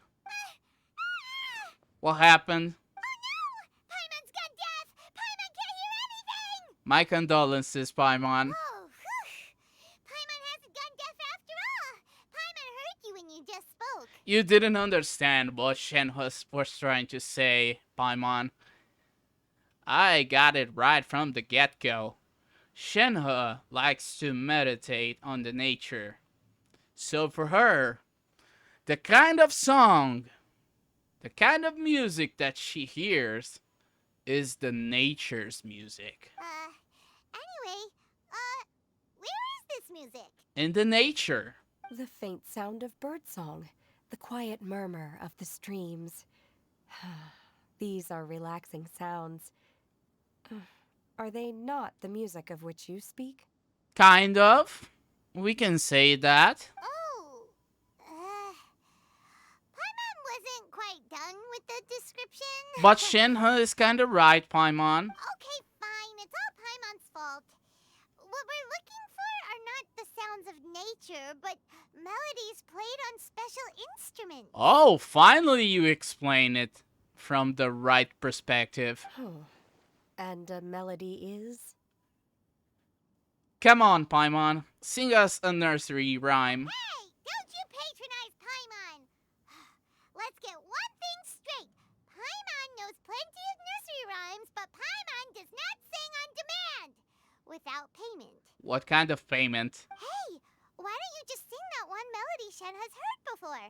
It'll probably help her to understand what we're talking about. Fingers crossed this won't attract any whopper flowers.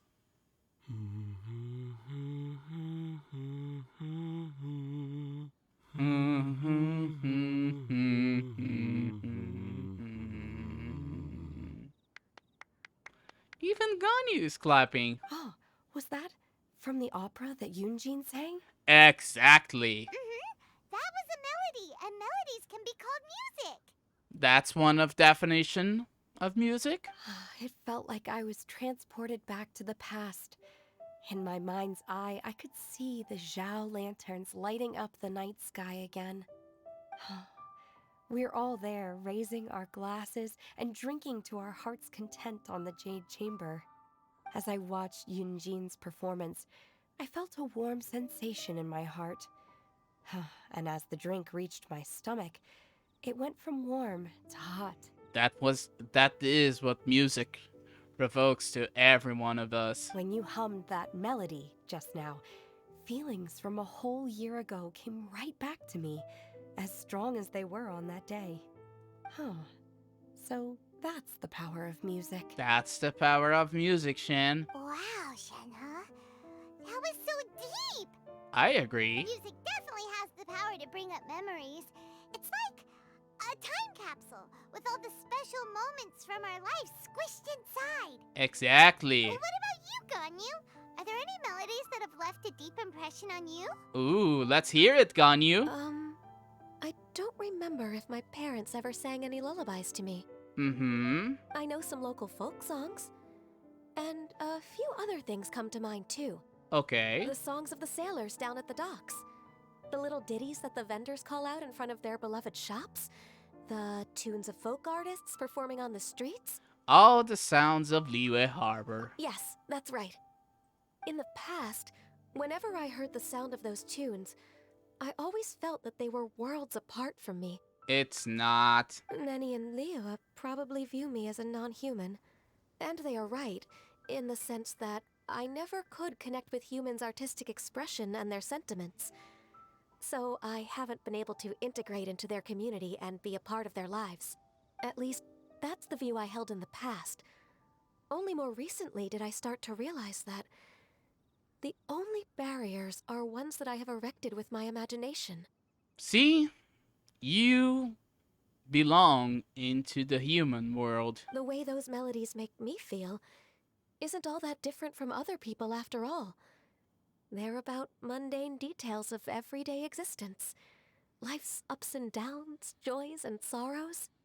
Even though we come from different backgrounds and have different stories to tell, when it comes down to the most common things that we see and experience around us each day in the city, in that sense, we're all the same. Music unites everyone. You go, Ganyu! You're really making progress. You have loads of friends in Liyue Harbor when you think about it. Like, okay, maybe some are more like coworkers and bosses. But at the very least, Keqing and Shenhe are your friends now, right? And you have us as friends as well. Yes, I am. Oh, she's so wholesome. Technically speaking, we should refer to each other by the conventional forms of address used among fellow disciples. But now that I know what constitutes a friendship, I do believe we are more friends than co-disciples. Oh, Shenhe. Thank you, everyone. Once the days are warmer, I would like to host you at my home in the city. Please invite Keqing as well. Oh, Shenhe is trying to be a host. I've planted many types of flowers. I'm sure some of them will be to your taste. You are too kind. I couldn't possibly. Go, Ganyu. Nonsense. You are my friend. Oh, Shen. Listen to Shenhe, Ganyu. Just I go. have cultivated and cared for the flowers just as you taught me. Once you've seen them for yourself, I am sure you can advise me how to do an even better job next time. See? I will save some for decoration. We can feast on the rest. Oh, it's so wholesome. Thank you in advance. Wait, what is that saying again? If you insist? Do people say that? I'm not completely sure either. Oh, those two. It doesn't matter, okay? You got the point across. No need to split hairs. Paimon's more concerned about your idea of a girls' night out. Eating flowers? Really? Does this have anything to do with you both being the disciples of that illuminated bird? Illuminated bird? What are you talking about, Paimon? Call her Cloud Retainer, and I doubt Keqing will be munching on any flowers.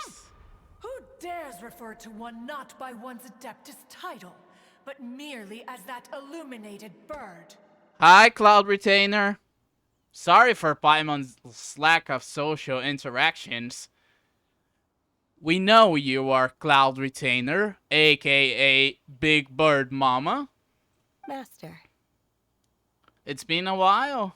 Our greetings, Cloud Retainer. Our greetings. There it is! The illuminated bird has landed! Shut the fuck up, Paimon! Double humph.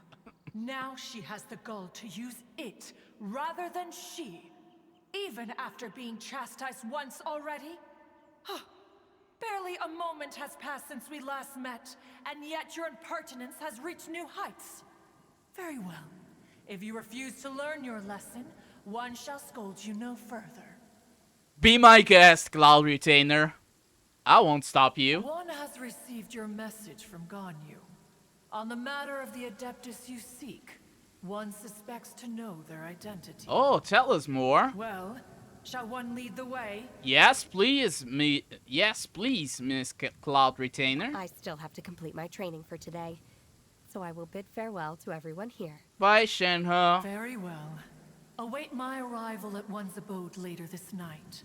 On this special occasion, you should indulge yourself with some savory dishes. Happy Lantern Rite, Shen. If you want to release a Shao Lantern, come and find us anytime. Yeah. Thank you, everyone. Happy Lantern Rite to you too. Oh, Shen is so wholesome. And she's humming. Oh, the divine damsel of devastation.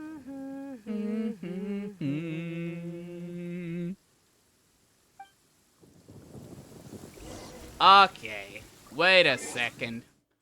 Once again, it seems like the rain doesn't stop to accompany us from one point from another from Liyue. And we will pass again to have a sunny day. And we are going to Gwilly Plains? What we are doing on Gwilly Plains? Clear weather all around brightens the heart. What are we doing here, Cloud Retainer? Tell us more. Is this Gwilly Plains? Yeah, it is.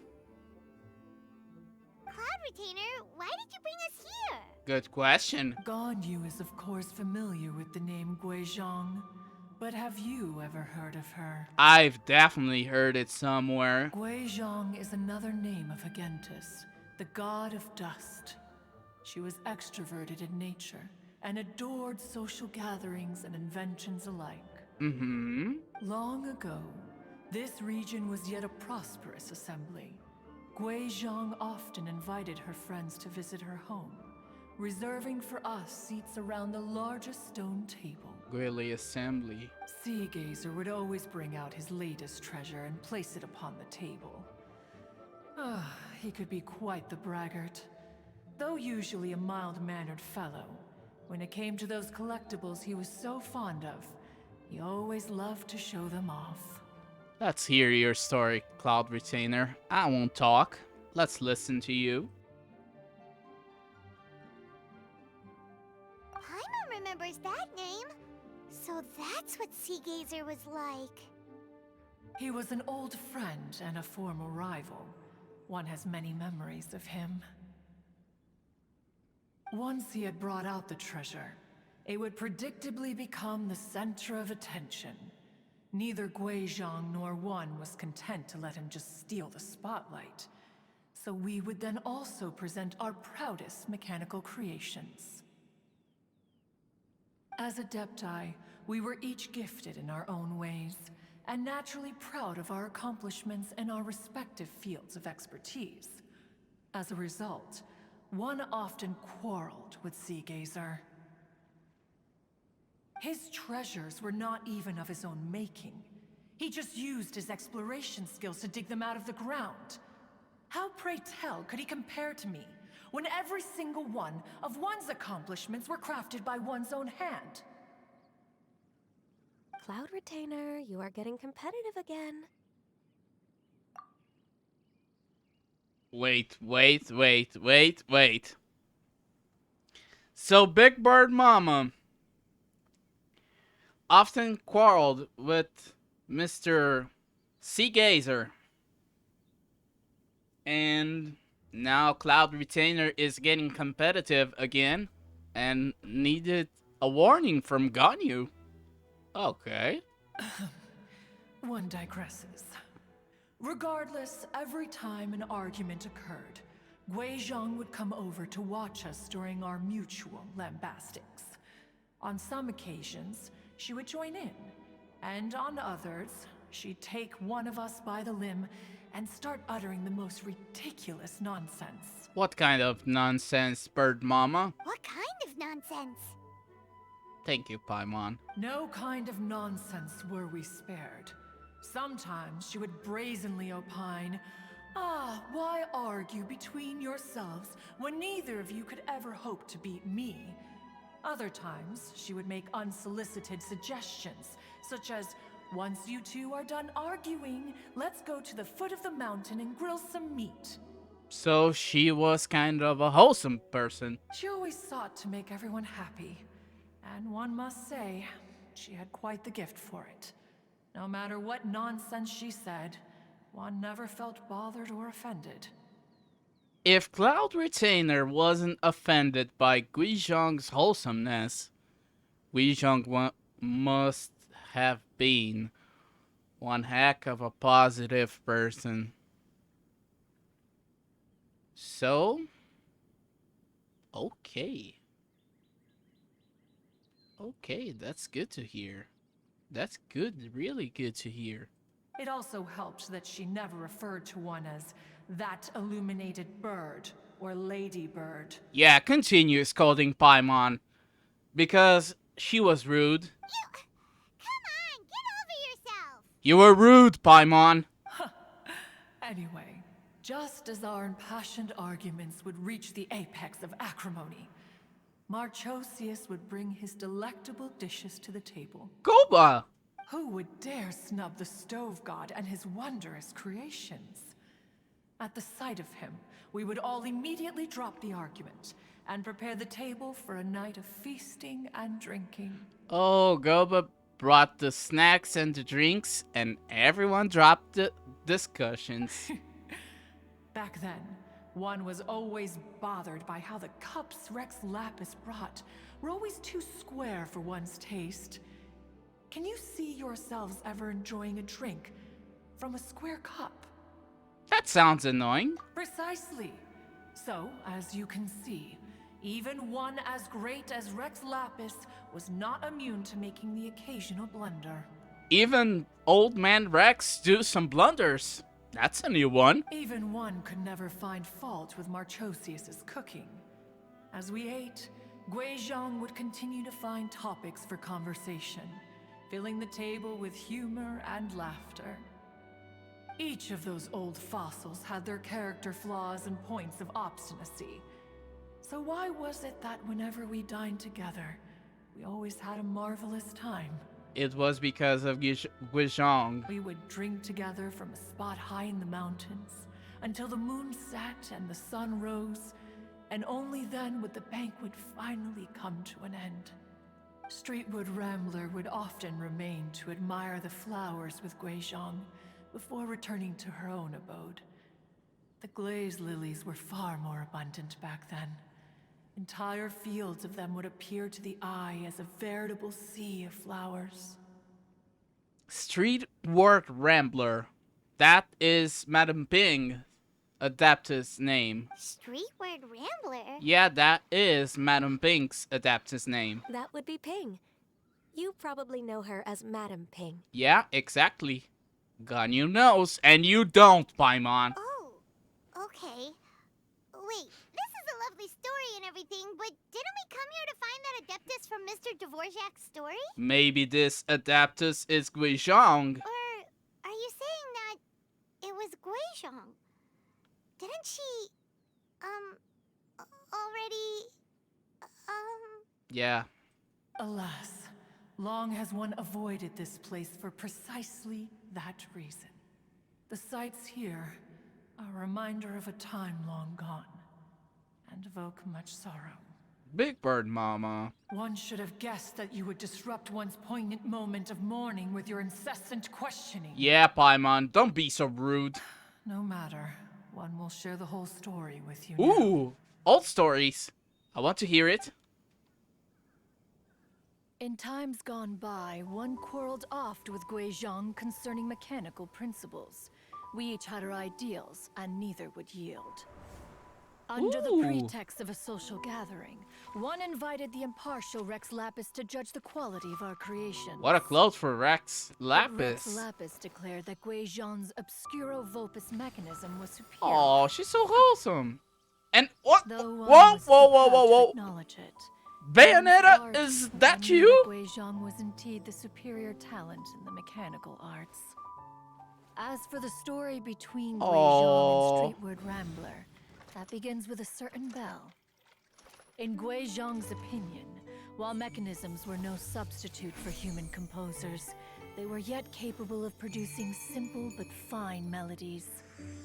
But Streetward Rambler believed music to be an expression of the soul, an emotional enterprise that could never hope to be replicated by machinery. They argued endlessly, until one asked Rex Lapis to intercede. He confiscated the bell and designated it for ceremonial use. Wow, she's hot. Thereafter, one would often find them convening in the mountains, discussing music, mechanics, and all the affairs of the mortal world. But these good times were not to last. War broke out between the gods, and soon engulfed the Guili plains.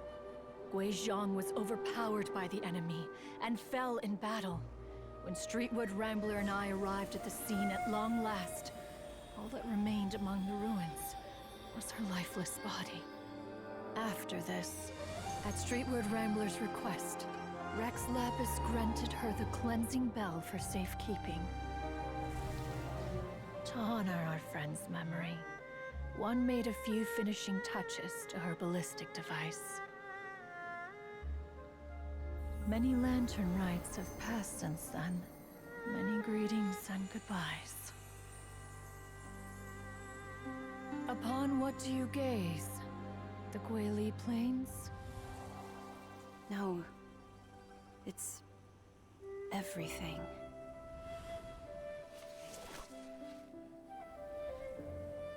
We think of human life as like a lantern that's lit one minute and extinguished the next. But are we Adepti so different? Perhaps as dust settles after a storm, we too must one day return to the world below. What a sad story. One has always been austere and private by nature, and has never relished socializing. One's dealings with Guizhong were born out of discussions on the discipline of mechanics. What? You have loads of friends, and you seem pretty chatty. You are very chatty, Miss Cloud Retainer. Just because one is not ignorant of social graces does not mean one is fond of them. One is perfectly capable of partaking in conversation despite being introverted. Mood. But in the end, one is nothing like Streetward Rambler. She is dauntless but thoughtful, not to mention eloquent and wise. Moreover, her friendship with Guizhong was far greater than one's own. Back when they were rivals, they would often compete against one another in the realm of musical composition. That cleansing bell was one of Guizhong's proudest works, having the ability to both compose and perform. Wait, that's weird. Didn't Madame Ping say she pestered an old friend for that bell? That old friend is none other than Old Man Rex. And she also said something about being a vain beauty when she was young. Uh-oh. Streetward Rambler, a vain beauty.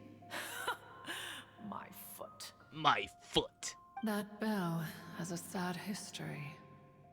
Clearly, she refrained from sharing with you the truth of its origins, since the right time had not yet come. Yeah. As for her old friend, who else could it be? Old Man Rex. As soon as Streetward Rambler heard that a certain Zhang Li wished to borrow the bell, she realized that the man was none other than Rex Lapis, and that he had made an enormous decision. Exactly. After all, we all have known each other for several millennia. Some things between us are implicitly understood. Whoa! So they were talking in secret code? Oh, Paimon did not see that one coming. They don't need to be talking, Paimon. If they known itself for millennia, one simple exchanging of eyesights, it would be easy.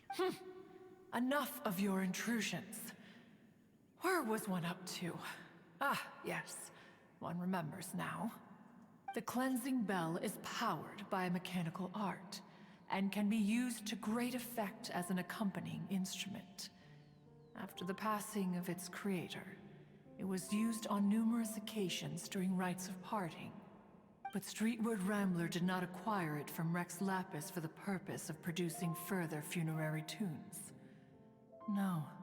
Each time she rang it, it was to play the tune that Gui Zhang composed on it.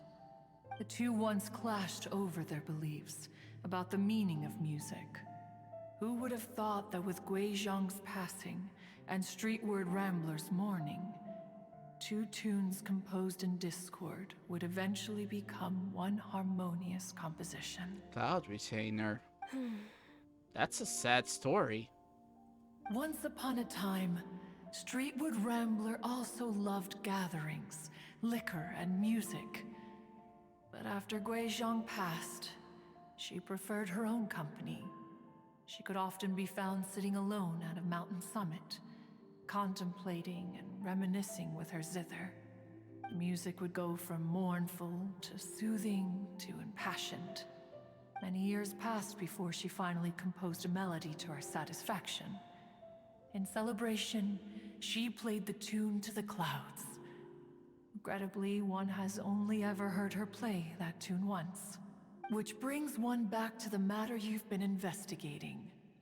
Perhaps it was during that performance that the ancestor of your Fontaine friend fell into the water and was saved by Streetwood Rambler. So Madame Bing was the one who saved Mr. Dvorak's ancestor. But if she was so happy with the melody, why would she only play it once?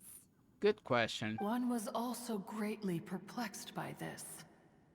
After suppressing one's curiosity for a long while, one finally approached her and asked why she would retire the tune after having spent so long on it.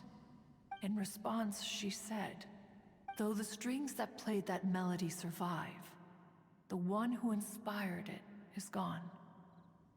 Tell me, Cloud Retainer, when the one attuned to my soul is no longer here, who else could hope to understand this tune?" This is sad. Aw, poor Madam Ping. Poor Bing. I just remember being taken care of by you when I was young.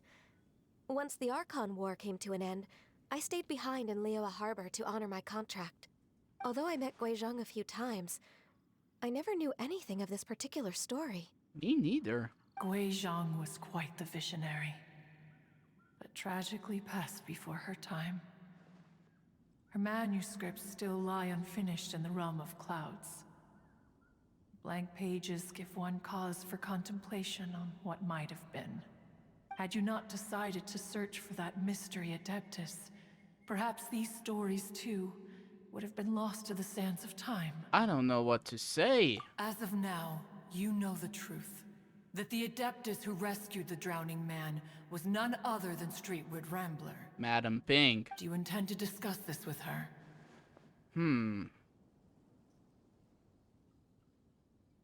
Do you mean Ping might find the topic too distressing? It's possible. Precisely. The passing of our old friend is a heavy topic that both of us are usually careful to avoid.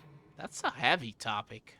If I may be so bold, Cloud Retainer, could it be that this is just your own personal opinion? I don't think so. Oh? How so? Why? I've been in Liyue Harbor for quite a long time now, and I've witnessed many farewells along the way. So I, too, am well acquainted with the pain of the passing of a loved one. But this doesn't bring the city or its people to a standstill. They have to keep moving forward. Someone as perceptive and wise as Ping will surely have come to understand and embrace this. Though these immortal mountains have lost an Adeptus, the harbor of mortals has gained a wise elder. No loss can ever be undone, but there is always much that can still be gained. Ganyu with the wise words. Ping has helped countless people, and will guide many others in the years to come. And all to whom she extends a helping hand become her friends. People she can admire flowers and discuss music with. Though it is heartbreaking to lose a kindred spirit, life goes on, because there are new friends waiting for you further down the road. You're right, Ganyu. We even asked Madame Ping what she thought about adding a music festival to this year's Lantern Rite. And she gave us the blessing. When we get back, why don't we just ask her if she'd like to perform? Maybe we can even get her up on stage. No. You youngsters and your imaginations. Yeah. Why don't you come with us? Yeah, why don't you go with us, Big Bird? It's been a long time since you last spoke with Ping, and Leo Harbor is always decorated so beautifully during the festival period. Yeah. Is not every Lantern Rite the same in this regard? Were there ever anything new to discuss? One in Ping could meet any day of the year. I disagree. Each new day and each new year is different from those that have come before. How long will you simply let them pass you by? If nothing else, do it for Ganyu, Big Bird. The edibles she brought this time were indeed quite delectable. Very well. Then one will be off. If the other old fossils have sneaked away into the city to amuse themselves, one shall soon find out. Okay. Bye, Big Bird. Right. We should be getting back to the harbor as well. We don't want to keep her waiting. Okay. Once the Guili Assembly, now the Guili Plains. What a story. Say, if we planted flowers there and cared for them carefully enough, do you think that one day we'd be able to recreate the sea of glaze lilies? It's possible. Allow one to take back one's praise from a moment prior. You are still far too given to flights of fancy, child. Okay, Big Bird, just go. What? Cloud Retainer? You were still listening? You have a hawk's ear. One observed that you were making no effort to leave, and returned to chasten and hasten you. This time, one is departing in earnest. Okay, bye, Big Bird. See ya. Let's talk with Madame Ping. Let's see what she has to say about all of that story. Oh, Big Bird. What a story. I don't have so much to say. Unless listen to the stories. They are delectable. They are a delight indeed. What? The Big Bird is already here with Madame Ping. Whoa, Madame Ping and Cloud Retainer? Big Bird has come. It appears you made haste after all. One arrived but moments before you. Yep. Oh, bless my soul. To what do I owe the honor? How nice of you all to come and visit me. We came to talk about some stories. Miss Illuminated Bird, haven't you said anything yet? Stop calling Cloud Retainer Illuminated Bird. Call her Cloud Retainer. Said what, precisely? And why should one be tasked with saying it? Yeah. Because you're the one who's known Madame Ping the longest. Go, Big Bird. Street word. Or rather, presumably, you would prefer to be addressed as Ping? Oh, Cloud Retainer, you are uncommonly polite today. Oh, she's awkward. Given that Lantern Rite is almost upon us, the weather in the city is most pleasant, and a sweet floral fragrance lingers in the air. Okay. Ganyu, please continue from here. Oh, Big Bird. Huh? She passed the responsibility to Ganyu. All right. Go, Ganyu. So, this all started because we were trying to help Mr. Dvorak find the Adeptus who saved his ancestor's life. Mm-hmm. Ganyu recounts the story to Madame Bing. Cloud Retainer informed us that the one who played that melody and rescued the drowning man was none other than yourself. Let me think. Yes, I do believe I recall that encounter. Oh? What a long time ago that was. I'm surprised that you still remember it. Even more astonishing, perhaps, is the fact that this story has survived this long at all, when mortal lives are so very brief. It appears that she has proven herself right once again. She is... Granny Bing, you're talking about Guizhong. Who's she? Guizhong. We like to call her Guizhong. From the look in Cloud Retainer's eyes, I sense that she has already told you all about her. Yeah, she told us. Albeit reluctantly, one might add. There is no harm done. Oh? After all, Lantern Rite's very purpose is to commemorate the heroes who gave their lives for Liyue. Although Guizhong did not live to see the splendid sights of today, she was as much a hero as any other. So how has she proven herself right again exactly? Good question. Once upon a time, she said to me that humans were a weak form of life that she wished to protect with her wisdom. But as she interacted more and more with them, her opinions on them began to change.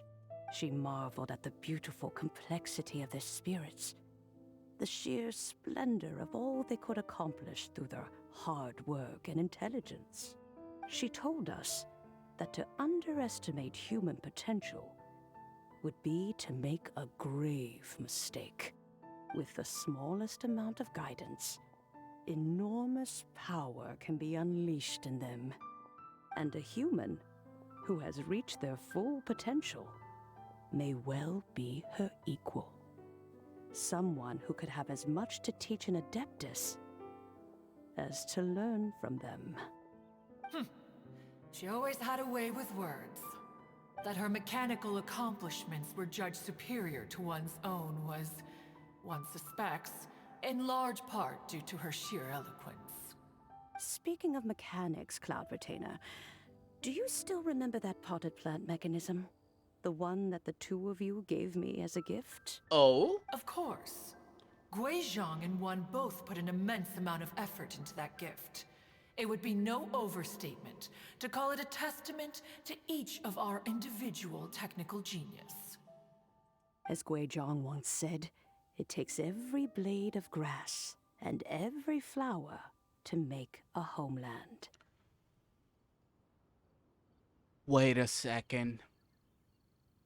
It was Guizhong and Big Bird who made the teapot?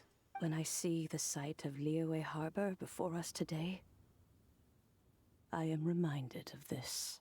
Ooh. Madame Ping looks very emotional right now. Yeah, she's been through a lot in her time. Of all of us, it was Guizhong who was the fondest of these grand and exciting occasions.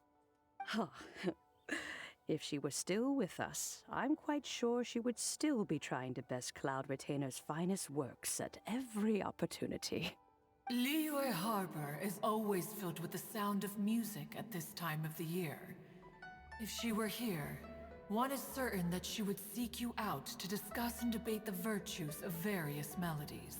Oh, yeah! Music! We've been dying to ask. What was the melody that you played back then? Oh, also, with you being such a music expert and all, why don't you join the concert as a performer? I don't think she will join it, Paimon. I can make arrangements right away. Don't gun you. Oh. As much as I don't wish to dampen your enthusiasm, She won't join. it's been a long time since I played this zither. My fingers don't have the dexterity they once did. And whenever I play that tune, it always reminds me of her. I start wondering what she would think of the changes I have made to her melody. There was a period of time whenever I started strumming, it almost felt like she was back again. Sitting right there on the stone stool next to me, chatting away. Skybracer and Seagazer too, looking just like they did in the old days. No matter how much time goes by, the moment that melody starts playing, it transports me right back to that time in my memory. So the past still weighs heavily on your heart? Probably. Oh, I would be lying to myself if I claimed to have completely moved on. But that is not to say that grief doesn't get easier with time. Despite the sadness, I have found many things that bring me joy in life. It is simply the nature of the world in which we live that even if one wished to mourn for an eternity, it would be a nigh impossible feat. I agree. Just look at this potted plant. Isn't it stunning? It takes an honest and open mind to confront and conquer grief. You have indeed made progress. Be that as it may, I shall leave the Lantern Rite stage to the youth of today. Well, if you're sure... She's sure, Paimon. She's sure. Granny! Yanfei! Whoa, what's everyone doing here? Did something bad happen? No. Nothing bad happened yet. But I think we'll need your help on Fontaine. And now we've spooked Yanfei. No. Everyone's just here to give me their regards for the holiday. Oh, that's wonderful. I'm glad. It's so good to see the deer. Well, in that case, happy Lantern Rite, everyone. Happy Lantern Rite, Yanfei. Happy Lantern Rite. Oh, I just remembered that I have some work to do at your Pavilion that I need to discuss with Yanfei. I haven't been able to find a chance until now. I will leave Mr. Dvorak in your capable hands.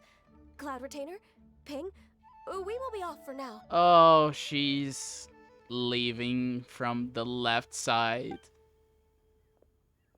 Huh? Does it have to be right now? Which case is this again? Hey, Ganyu! Oh.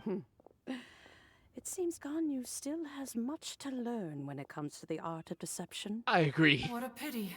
She has learned nothing of one's ability to carry a conversation. What? Since it's been so long, Cloud Retainer, why don't you stay? I'll make a cup of tea and we can chat a while. Aww. Gladly. This was one's intention as well. When you next see the Fontaine musician, please give him my regards. I'd like to wish him the very best with the concert. Okay, Madam Ping.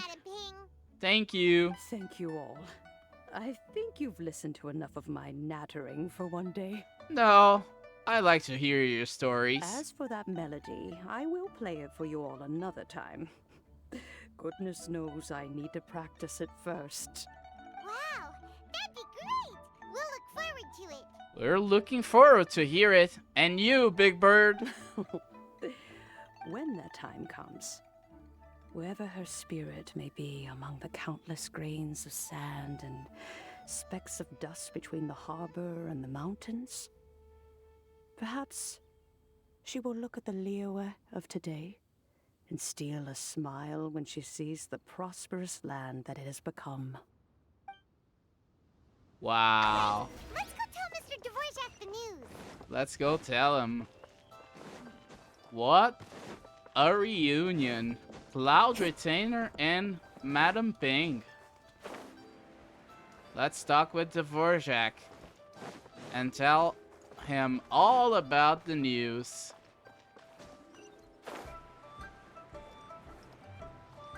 Dvorak, where are you, my man? Coaching. Mr. Dvorak! Yeah, how you doing? And Kuching's here too! Thanks for helping set all of this up. Thank you, Coaching. Welcome back. Did everything go well? Yeah, 100%. Really, really well.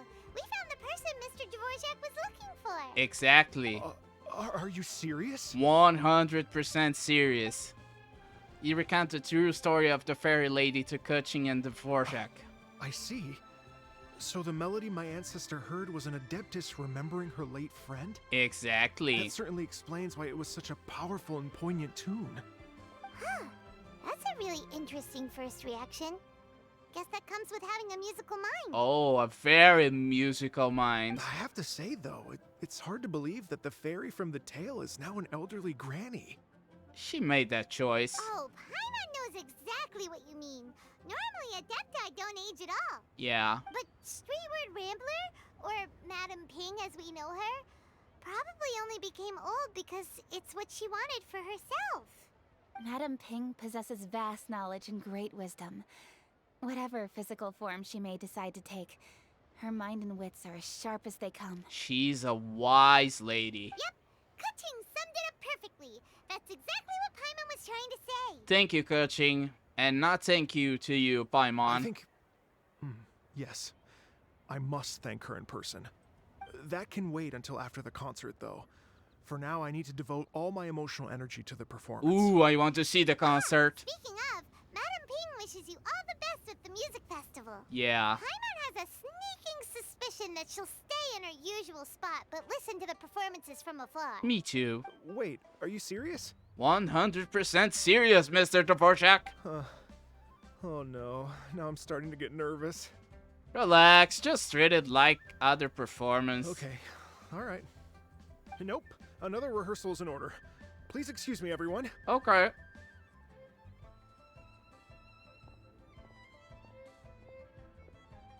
Mr. Dvorak? He's already gone. Paimon wasn't even finished telling him everything. I guess this is the life of a musician. Before we set off on our search with Ganyu, he asked us about what music means to people. After our recent adventure, Paimon thinks we have a lot more to say about that now. Please, share your insights with me. Ooh, you want to hear it? Fine.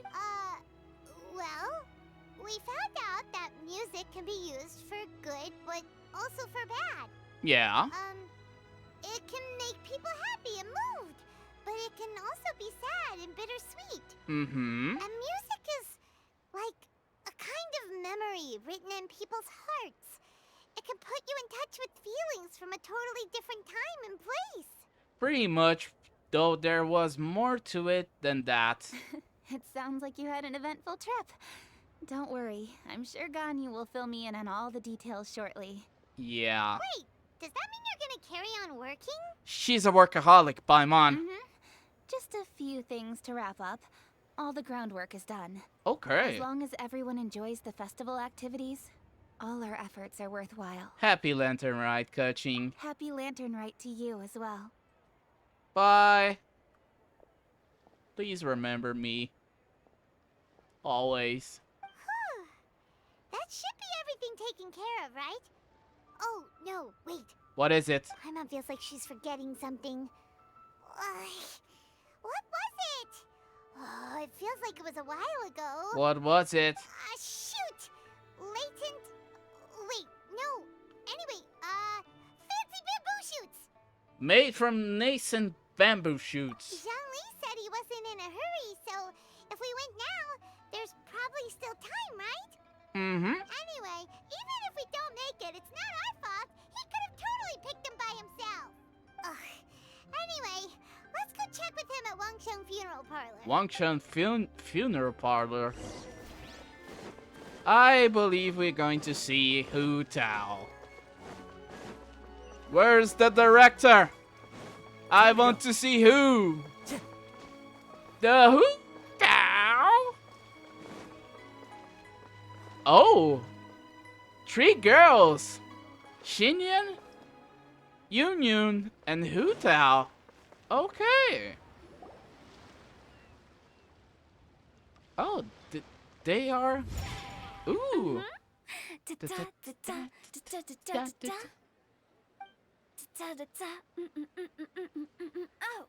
Oh. All right, let's take a break here. Oh, Yunyun is being her teacher.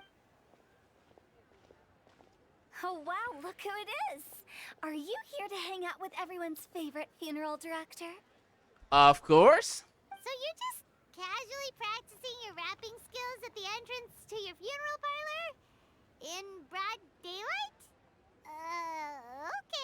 Wow. After everything we've been through, you don't see me for a hot minute, and you're back to being scared of your own shadow. It's you, Hu Tao. We have all this open space, a clear view of the mountains behind and the sea in front. Not to mention we have several invisible audience members enthusiastically cheering us on. It's the perfect spot to rehearse. Really?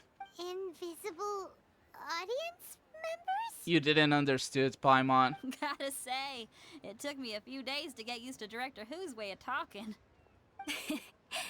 Xinyan was pretty spooked too when she first got here. Just like when she sees a frog, but a giant frog with sharp teeth. Ooh. Come on, knock it off. What's wrong? I've never seen someone look so confused before.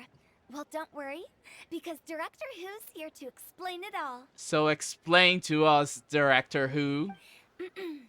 There once was a Fontaine musician who went around town on a mission. He came door to door for his iridescence tour, looking for acts to audition. With my words, Xinyan's chorus, and Yunjin as our mentor, we'll take the stage by storm with flames roaring and the whole audience calling for more. Heck yeah! Sure! The whole dance floor will be yelling encore! Encore! Oh, now Paimon's rhyming along. But when you say flames roaring, are you sure this'll be safe? I think so. Oh, don't you worry about that. I'm pretty experienced on the stage, and I've already informed the Yuhong of all the pyrotechnics we're planning on using. Huh. Guess we'll just have to trust Xinyan on this one. Okay, but what about Zhongli, Director Who? Oh, Zhongli. He took one of those fancy meal boxes and set off for the mountains. Said he wanted to pay a visit to some old friends. Oh, he went to see the deer god and the other bird. It's a real pity that he couldn't be around for this. As well as being a true connoisseur of traditional art forms, he's able to appreciate Xinyan's performances too. Yeah, that's right. Matter of fact, he was the one who first invited me to perform here. Really? To tell the truth, though, I never thought I'd really find myself rehearsing here one day. Well, now you know. The Wangsheng Funeral Parlor is a great location. All of you are always welcome to come and hang out here, especially if you're in the mood to try something new. I can speak to that. Hu Tao is always full of fun surprises. If Yun gives her blessing, so it's okay. And jump scares. Actually, Xinyan, I have some lyric ideas for your part. Do you want to go through them together? Oh, sure thing. I'm all ears.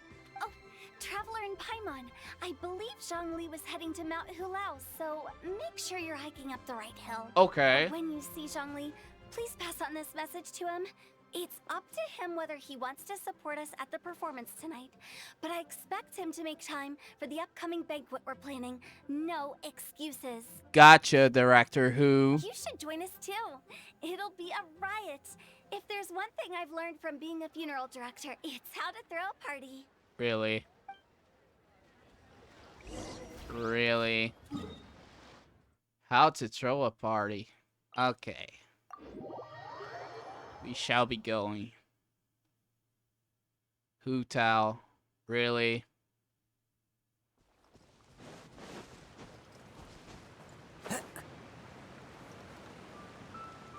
Oh, it is.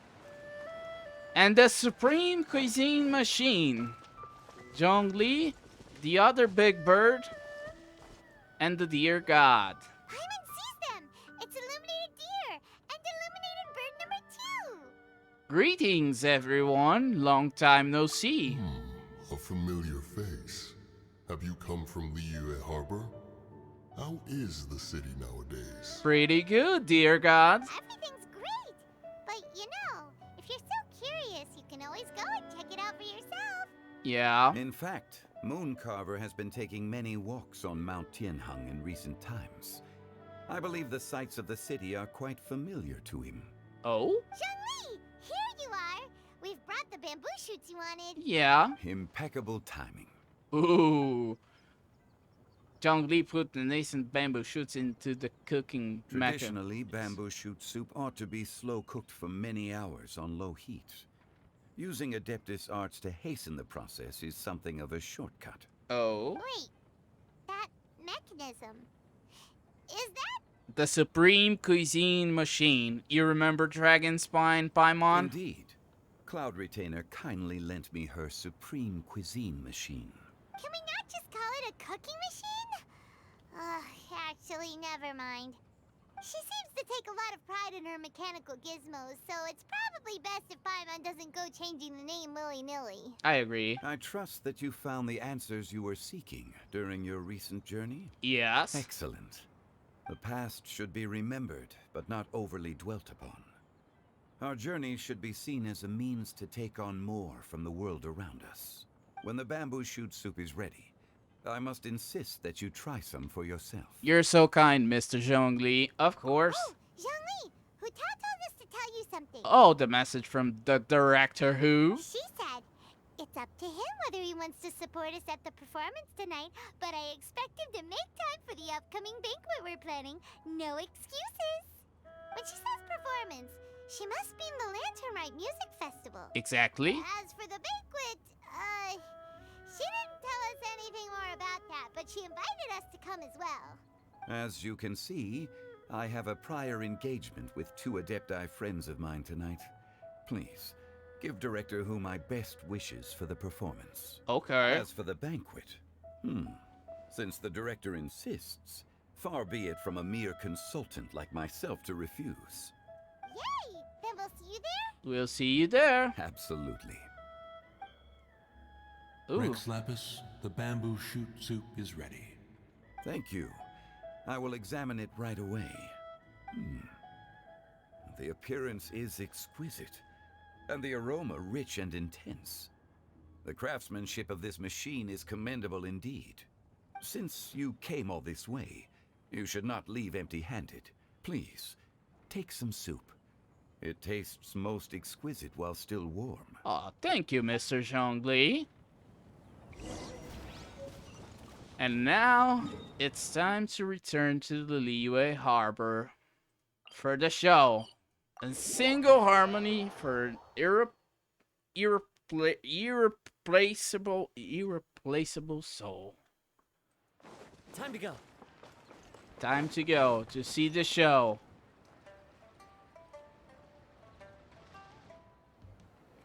Cutscene. I'm honored to be here on the Iridescence Tour stage. All right, without further ado, I'm Xinyan, this is Hutao, and this is a little something called... The Blaze Lilies!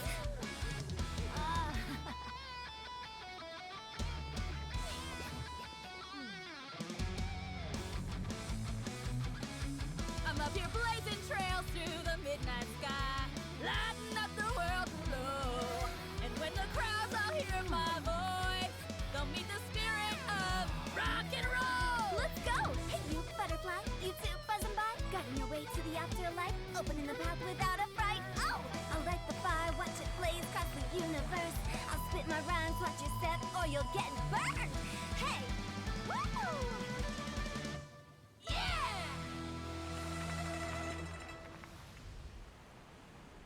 Does anyone have any plans tomorrow? With another year behind us, I think we deserve a celebration of our own. My treat. Interested? The Tianquan footing the bill? I can't miss out on that.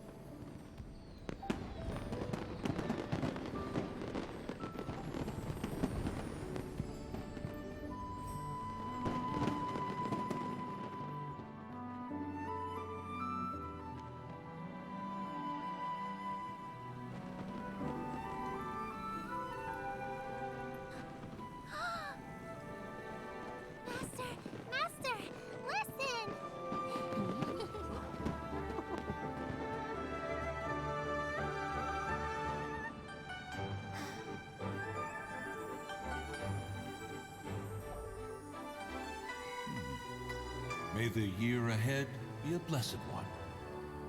I believe it shall be.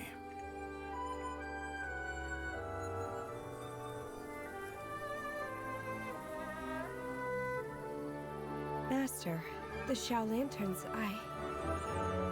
Ha! Elementary. One shall fashion for you a Xiao Lantern the likes of which the world has never seen. And you must take it to Liyue Harbor to display its magnificence for all.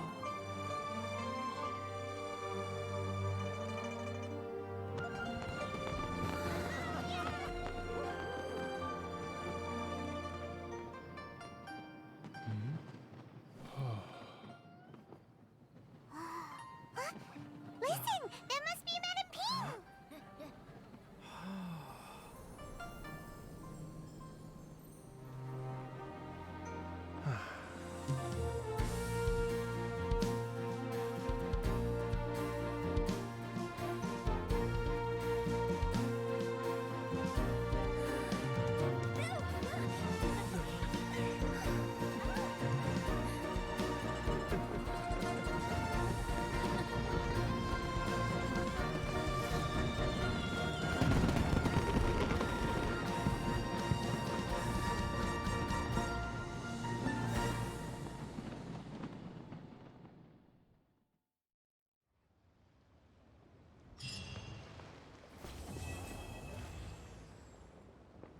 Wow. What a ending of part 2. And we still have the part 3. The part 3 that is between facades and familiar faces. Okay. Okay, familiar faces and facades. We have to go to 7 p.m. and continue our adventures. Oh, the following night. Okay, here we go.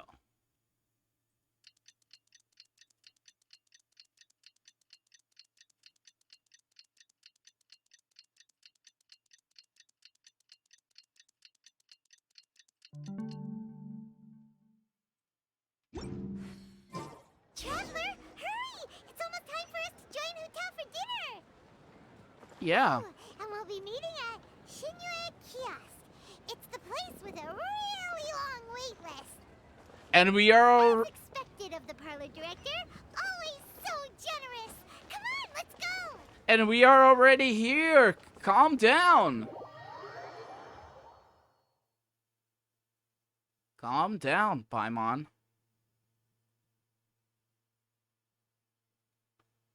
Who? Oh, so that's how it is. Thanks for the suggestions, Mr. Zhongli. I have them all noted down.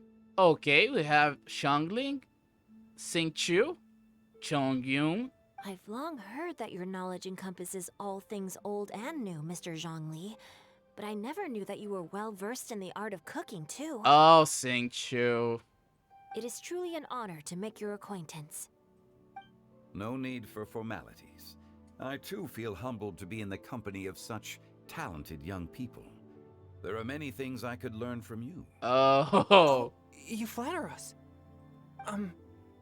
If it's possible, may I trouble you to provide a few words of guidance for my practices in exorcism?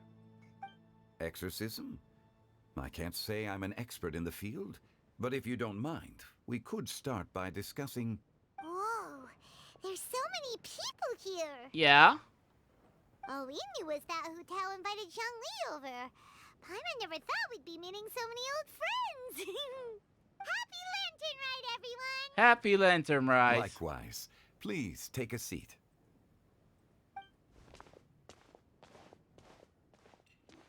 Happy Lantern Rite! Are you having fun? I'm learning a lot.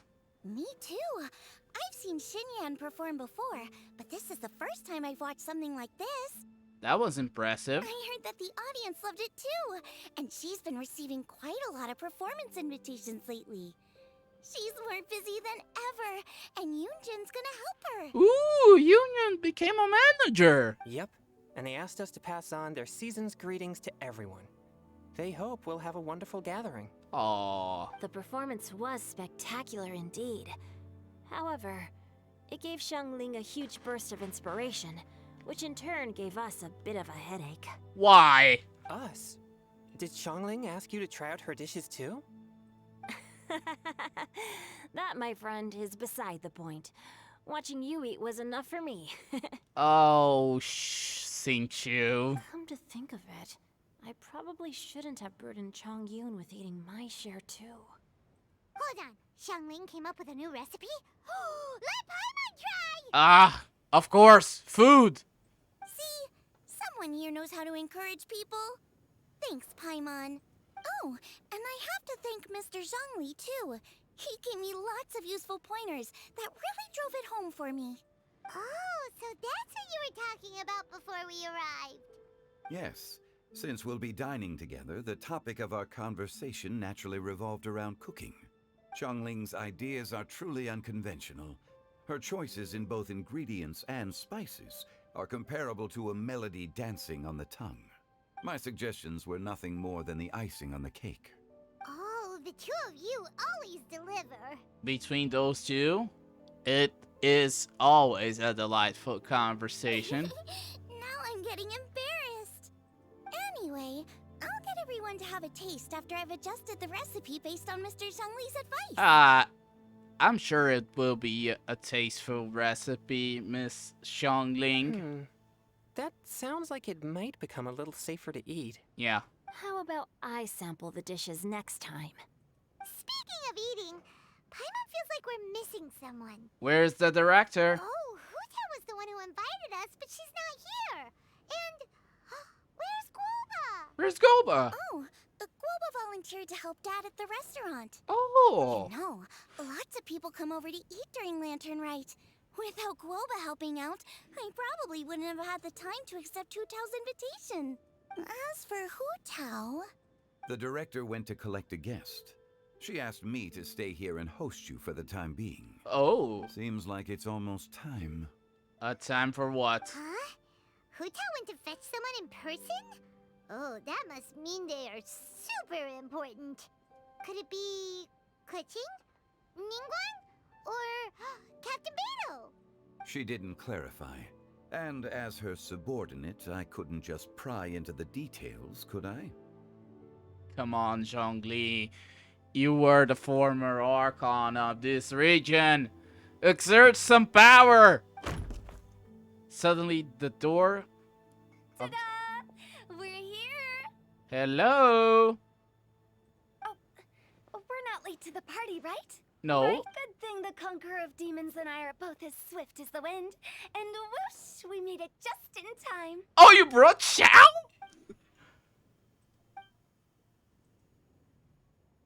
Oh. That's something. I see. So the important guest is the Conqueror of Demons. Oh. I've been looking forward to meeting you. Oh, that's awkward. The director didn't mention anything when she invited us. What a pleasant surprise. Gathered here with us tonight are not only young and accomplished individuals, but also the protector of Leo's peace, Adeptus Alatus. To convene here with all of you is indeed a great honor. That's awkward. That's really awkward. A few days ago at Wangshu Inn. What the hell Hu Tao did? What the hell Hu Tao did? It's almost Lantern Rite, yet you took all the trouble coming here. The director has a way of making it difficult to decline. Rex Lapis, may I ask what troubles you? The director asked me to buy sesame oil in preparation for the celebrations. Sesame oil? Then why would you come all the way to Wangshu Inn? I had a pleasant chat with Chef Yin Chao and received some spices from him. And, see? Here's some matsutake and a portion of ham. What about the sesame oil? It's a shame. I couldn't find the kind the director was looking for. Oh, this is so awkward. This is so awkward. This is so awkward indeed. I'm sure you're exaggerating, Zhang. Sir. There he goes again. Enough with the pleasantries. Go let our guests take a seat. Everyone here today is well known in their own field and has probably heard about one another to some extent. Some of us are even old acquaintances, so there's no need to be this formal. I heard that the Conqueror of Demons and the Traveler are pretty close, no? We're old friends. Great. You two sit together. Oh, awkward. You should take a seat too, Director. Oh, finally remembered me? When we arrived just now, the host at Shinue Kiosk told me our dishes are almost ready. Perfect timing. Awkward. Let's not wait any longer and ask them to bring out the food. Okay.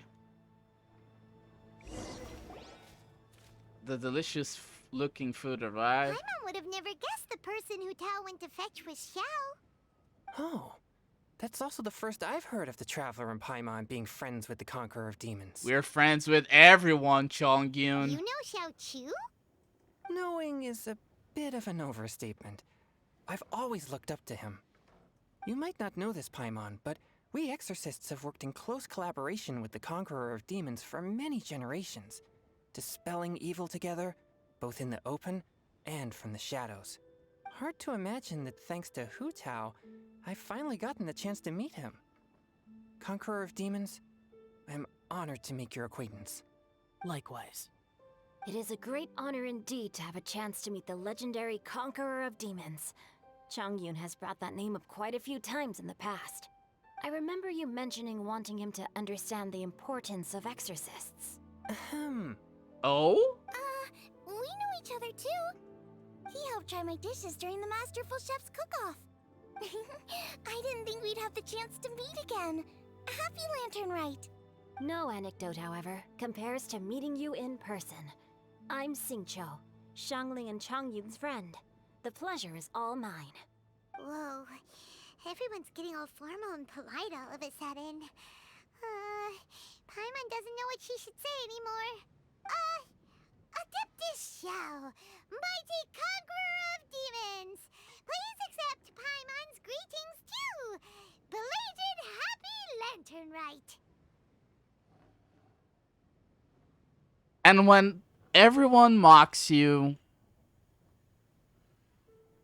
everyone gives what Xiao's face is giving. They're cringing. I'm cringing. Paimon tried very hard to look for a fancy word, okay? Don't be too harsh on Paimon! You made me cringe. There's no need to be so polite. You're right. This was meant to be a nice little get-together between friends after all. Too much formality kills the atmosphere. I didn't plan this gathering only for everyone to walk on eggshells. Hiya. What's your true intention then? A little get-together between friends, sipping the finest tea and watching lanterns float into the sky, bidding farewell to the past and embracing the present with joy. And that is something our consultant would say. I think it deserves a standing ovation. Indeed. Exceptional acting skills, Director. As for me, I'm just here to have fun and treat everyone to something good. We all worked really hard this year, whether traveling or guiding, cooking, helping with the family business, exorcising evil spirits, or conquering demons. And of course, our consultant, who's been helping out at the parlor every now and then. Everyone has done some pretty amazing things. But there is one seat available. As the one who brought everyone together, it goes without saying that I'm the one most deserving of praise. It still has one seat available. Sounds kinda self-important, but Paimon thinks it's pretty amazing that she managed to talk Xiao into coming. He rarely ever enters Liyue Harbor after all. I'm curious about how she did it. It wasn't as complicated as you think. Oh? Not long ago at Wongshu Inn again.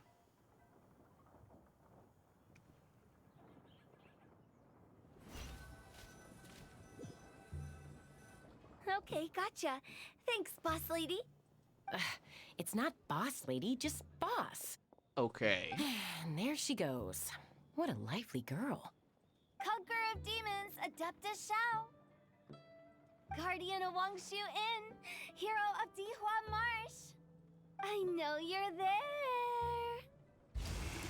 What? Quiet. Do not disturb the peace. Sorry, but you wouldn't show up if I didn't yell your name, would you? I know you. You're the 77th director of Wangsheng Funeral Parlor. Is there something you need? Oh. It was. Oh, poor Xiao. Poor Xiao. Oh, poor Xiao. That does sound like one of Hu Tao's antics. That sounds like Hu Did Tao. the Conqueror of Demons agree to come so that Hu Tao would stop pestering him? Probably. There might be other reasons. What kind of reasons? Smart guess. Huh? There's more to it? It gets pretty boring from here on. I talked about the funeral parlor's past relationships with the guardian yakshas.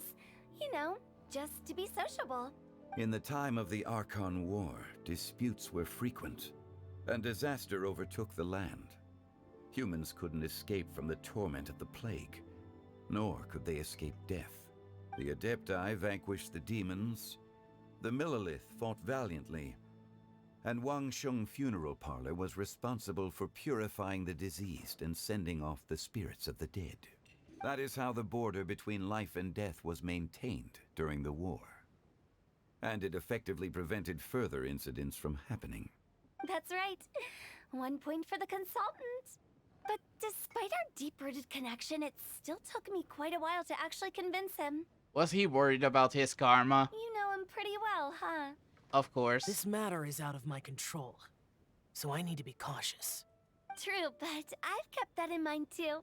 That's why everyone here today is in one way or another acquainted with elemental power. Besides, it'll only be for a short while as we dine together. There won't be any lasting consequences. But I didn't expect there to be so many people.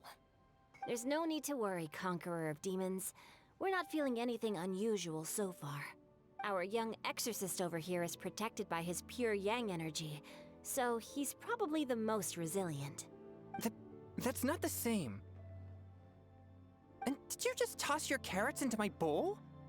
Hey, don't look away. Huh? What? I'm siding with Chongyun. I saw that too. You're lucky Guoba isn't here today. He hates seeing people being picky with their food. If he'd seen that, he'd definitely make you eat all your carrots. Huh? Guoba would do that? Is he that uncompromising? But now that I think of it, Xianglin told me that Guoba used to be the stove god. It sounds like you've heard the rumors. You seem pretty quiet today. Is everything okay? I'm doing fine. Okay. Not long ago, before Lantern Rite, I met an old friend. Oh? Thanks to his help, things have been a lot more stable than before. An old friend? You should know him. He's... The wind? Seeds of story, brought by the wind. I can't believe it! And cultivated by time. Did Paimon just unconsciously complete that thing? Yeah. That voice. Could it be? It must be. If I'm not mistaken, there's someone knocking at the door. Oh, you drunk bastard, you're here. Don't just sit there, Zhongli. Go welcome our guest in. No such need. I'm coming in. Oh. The door to the restaurant gets blown for... You finally let me in. Hello, hello. No matter if we've met before or not, this moment marks a brand new encounter. Old friends and new, happy Lantern Rite. Venti! You drunk bastard! Oh, it's the tone-deaf bard. Yeah. Oh, he seems to carry a valiant breeze wherever he goes. It looks like we're gonna be friends. Fate has brought us together, so come on, take a seat and be my guest. Help yourself. Oh, I'll ask them for another set of cutlery. Mm-hmm. This young lady here is as bright as a fresh bouquet of flowers in the morning's rising sun. She no doubt is the one with the most authority here. Whoa, these dishes look amazing. Is it really okay for me to join in? It's so awkward. All right, I'm digging in. Huh, it's you. What? Oh, isn't this Genu? Genu? Oh no, he's gonna give Sinkshu's pen name away. Yep. Now that I've taken a closer look, you're a fan of Genu's works, aren't you? I met Singcho at a light novel convention. How I wish we'd met sooner. This is so awkward. I never expected that there'd be another person in this world who could interpret Genu's new novel as thoroughly as I could. Venti, you're being too humble. Considering your poetic talent, your fundamentals are way more impressive. Could this new guest be Master Singcho's friend? He's my old pal too. What the hell? What is this smug face? Yeah, Xiao, you remember me too, right? We had a chat not long ago. Oh. Yes, yes. Monsters become more active than usual as we get closer to Lantern Rite. I was patrolling Dihua Marsh a few days ago when I happened to run into this. You've already forgotten? I'm a bard, remember? And bards go around singing wherever they like. Oh, right. And this bard was performing in Dihua Marsh. It was a moving melody, and it made me feel relaxed and at ease. I couldn't help but stay and listen. Thank you for your patronage. Oh, Xiao, you're doing a massage on Venti's ego. I understand now too. Oh? Old Man Rex recognizing Barbados? I'm Zhongli, currently working at the Wangsheng Funeral Parlor. It's a pleasure to meet you, new friend. Awkward! And I'm his boss. Oh, and if there's anything unsatisfactory, let me know anytime. That's very considerate of you. Oh? No wonder. Only a boss as savvy and reliable as you would be able to hire such an impressive consultant. Oh, you're too nice, Venti. Not to brag, but our consultant truly is impressive. His knowledge extends across the stars and the land, and there's nothing throughout history that he doesn't know. From the sophisticated way he speaks, it's hard not to suspect that he could very well be an adeptus in disguise. Wink, wink. Xiao, you're an adeptus. Do you think it might be possible? What? Who the hell? Sorry. I'm only good at conquering demons. I'm afraid I don't have much knowledge in that matter. Really? Yeah. But Paimon thinks you're super knowledgeable. Paimon, play along. Huh? Play along. Oh, right. Xiao's a warrior. He doesn't come to the city very often, so it's, pretty normal for him to not know anything. Yeah. Really? I've actually heard a few things about Mr. Zhongli before. Oh? The guests in the tavern talked about this refined and courteous man who, instead of having wine at Mondstadt's finest tavern, ordered a cup of hot tea with the most complex name. Now that you mention it, I seem to recall that there indeed is a musician like yourself in Mondstadt. I've heard that he's elegant and amiable, his works witty and vibrant. It's no overstatement to regard him as the best bard in Mondstadt. Awkward. Now you're making me embarrassed. I would say that Mondstadt's poetry is a little run-of-the-mill sometimes. There's one I heard a while back that went, "The old house is renewed, welcoming the spring breeze, awakening old memories." The meaning's there, but the word choices are unimaginative, and there's a distinct lack of literary flair. I think so too. The composition needs a little jazzing up.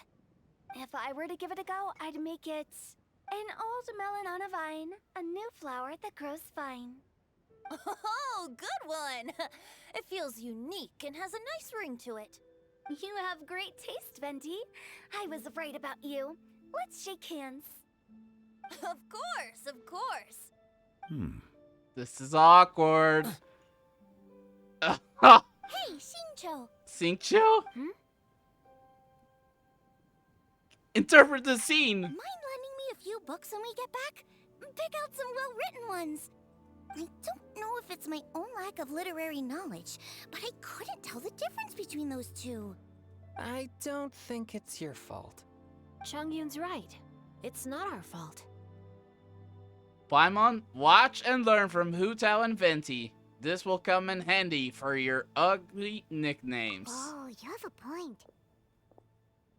But speaking of, why is the Tone Deaf Bard here? Are you here to take part in Lantern Rite too? I heard that Liyue will be hosting a Lantern Rite music festival this year. As a musician myself, how could I possibly resist the temptation to come take a look? Or listen. Getting to know other musical styles is essential to sparking inspiration, don't you think? But the music festival wasn't planned beforehand. As for the Fontaine friend who hosted the festival, I saw him near Stone Gate the other day. So it was you. The Iridescence tour has finally been held successfully for once, so I had to congratulate him. Thank you. He must feel very grateful. Don't think anything of it. By the way, I was watching as you entered Shinyue Kiosk, but no one seemed to notice me. Should I say that it's because I'm an expert in hiding, or that a certain someone deliberately ignored the sound of the wind?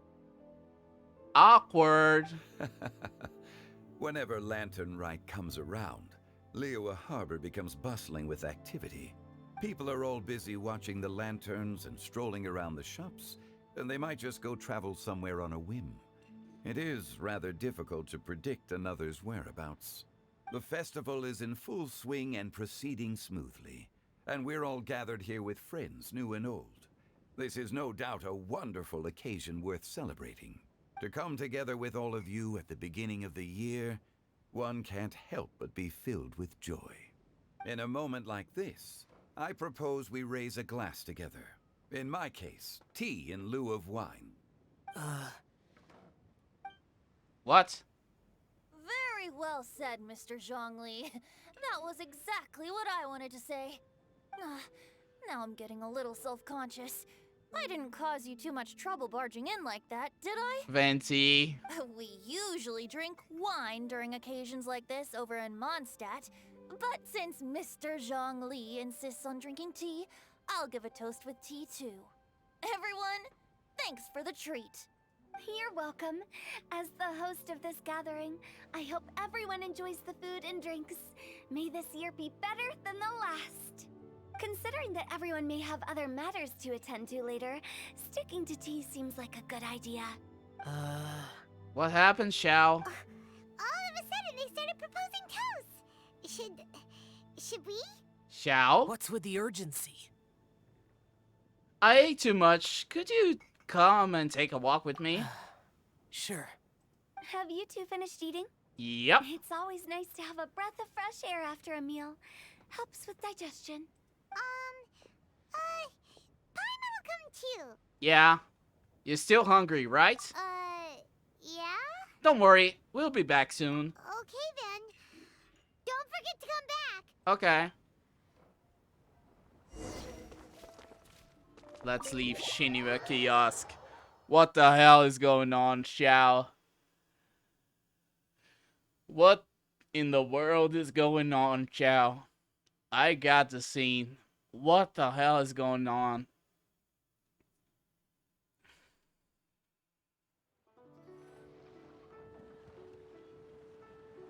Tell me, Shao, what is going on? Are you alright?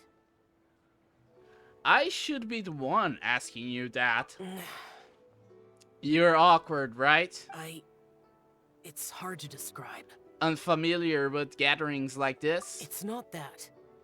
There were those among the Adepti who loved gatherings and idle chit-chat. Sometimes they would call up a few others for a drink.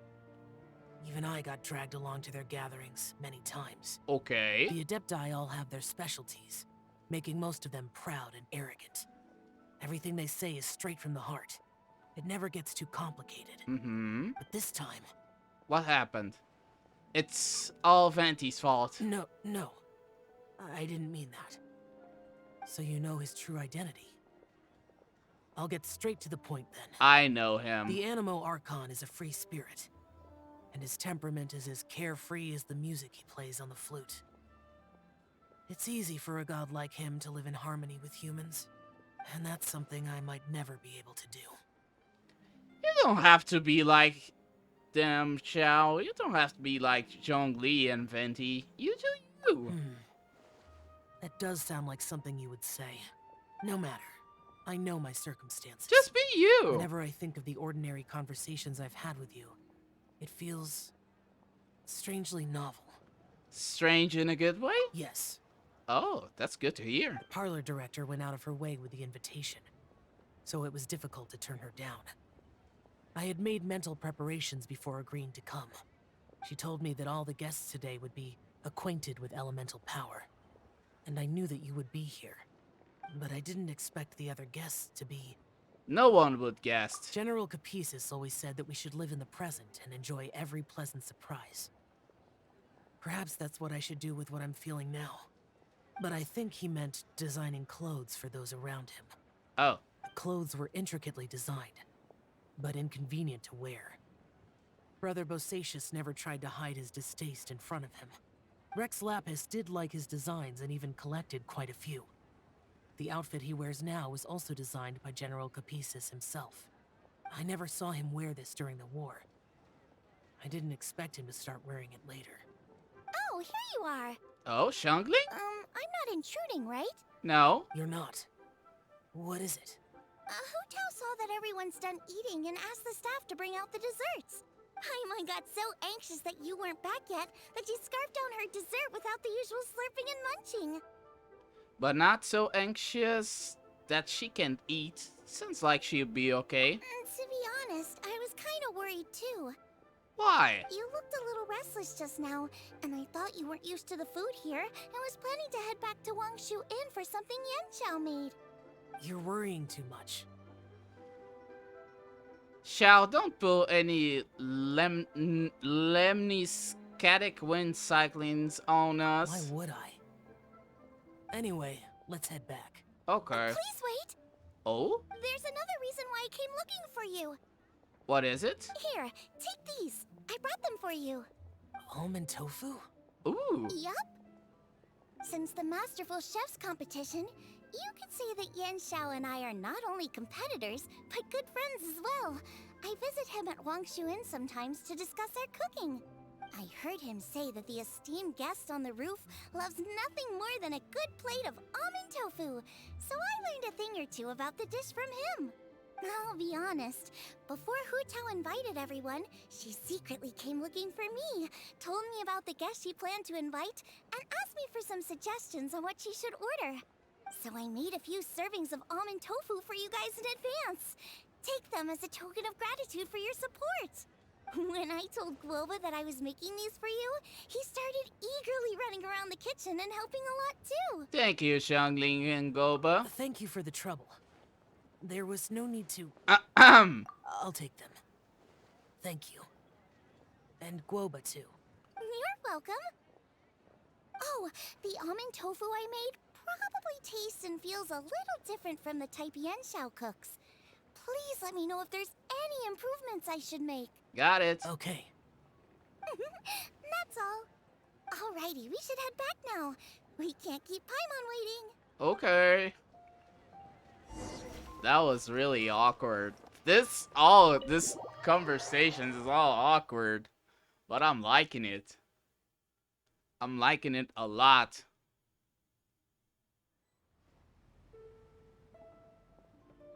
What the?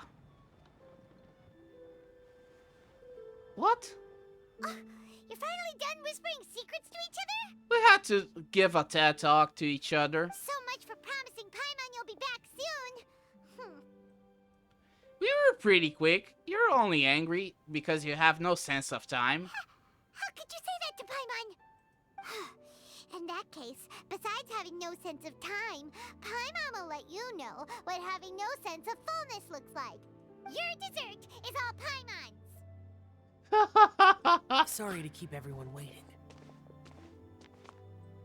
No worries, we're all just chatting here. There's no serious business to take care of. Whether we're chatting outside or inside, it's all the same. Try to be more like Hu Tao, Paimon. Paimon's too busy eating to talk to you. Oh, Even no. though we're all well acquainted by now, I think this festive gathering deserves something ceremonious. Now Paimon is being like a tsundere. Oh? Is this some local custom? Oh? Nope. Nope. This is something I made up so that good luck will be on our side, that's all. Oh? Spontaneity is the best choice to make here. Let's use this incense burner on the table. It's been lit for so long now that the incense is running out. I'll leave refilling and lighting the incense to the most distinguished guest among us all. Lighting the incense will signify continuous growth and prosperity in all our endeavors in the new year. I see. Perfect symbolism, as expected of Hu Tao. And speaking of the most distinguished guest here today, I'm sure we all agree that it's Mr. Zhongli. What's I'm not very familiar with the details of his past deeds, but chatting with him has been a real eye-opener, even for a bard who has traveled all across the world. Awkward. If knowledge were a form of power, one could even say that you're a wielder of unlimited strength. But when it comes to having a way with words, the notable bard is certainly one cut above the rest. I just happen to have a good memory. It is such an unexceptional skill, yet you made it sound like an unparalleled talent. I am truly impressed. Since we all get to nominate someone... Oh? I think it's only fair that we let the parlor director light the incense. Huh? That won't do. Don't flatter me just because I'm your boss. We are looking for the most distinguished guest here. As the host, I shouldn't be involved in this discussion at all. Now that we've enjoyed this table full of delicacies, how about we let our one and only chef here do the honors? Is this really the way this works? I didn't cook any of these dishes. It's not a big deal. Just look at her. Xiangling, the disciple of an adeptus, the stove god's best companion, the winner of the Masterful Chef's competition. That's so awkward. The only heir of the famous One Mean restaurant. A good old friend of mine. There's no better choice. What's with all this pointing? Why does Paimon feel like we're back at square one again? What the? Please stop! You're making me embarrassed. If we're looking for a distinguished guest, surely the second son of the Feiyun Commerce Guild counts. It's one of the largest commerce guilds in Liyue Harbor. Huh? Don't get me involved in this. Oh, not a bad choice. With the Commerce Guild's young master lighting the incense, we're all sure to make a huge sum of mora in the new year. That's not how it works. Making a fortune is indeed a fine wish, but it's of lesser importance than good health and happiness, which means we should choose Chongyun, the skilled exorcist who keeps everyone's home safe from evil spirits. Huh? Now you're nominating me? This is so awkward. I can't be the one when we have the Conqueror of Demons right here. Adeptus Xiao has the most seniority among everyone here today. We should... I refuse. I am most certainly not the most distinguished guest here. He's going to say it's You Zhongli. should all be able to make the right judgment based on your observations. Wait, don't. One person here is well acquainted with everyone else. Me? What the? What's up with all that smug faces? Oh, that's right. Even though you're always mocking Paimon, you're still pretty popular with other people. I'm mocking you because you deserve to be mocked. No, wait! Paimon said she wouldn't talk to you again. I'm not the only well-connected person here, though. Huh? Who else is there? Take a look in you, of course. Huh? Huh? Yeah? Does that mean Paimon's the most distinguished guest? Exactly. Oh, well, that was unexpected! I agree. Paimon's just the one we need. Without a friend constantly by your side, a long journey would become dreadfully lonesome. But once you have someone there to brighten up the atmosphere, everything along the way will become lively and vibrant too. Ah, good choice. the traveler has traversed many nations and left behind a great deal of fascinating stories. But without Paimon, they would have become quite monotonous. Yeah, I can't disagree. Without her, even though she is a mockable person, she gives a good insight. She helps a lot. Yeah. Paimon plays an indispensable role in making your journey a happy and smooth one. You guys, Paimon's not used to being praised like that. Those were genuine compliments, right? Of course, you're the best travel companion ever. Thank you. You made Paimon wait for a long time, but Paimon's not mad anymore. Don't take everything to heart, Paimon. Friends tease each other all the time. That is indeed true. That means Paimon is as important to the traveler as Guoba is to me. Looks like we've come to an agreement. Any objections before we proceed? No. I trust the traveler's judgment. Then Paimon it is. And now, the world's most excellent traveler's greatest companion, guide, and friend, Paimon, will be refilling and lighting the incense for us. Here you go. Take the match and don't burn yourself. But if things go really wrong, here's the 2-for-1 coupon. Really, Hutel? Oh. Y'all have a relaxed heart-to-heart chat until nightfall.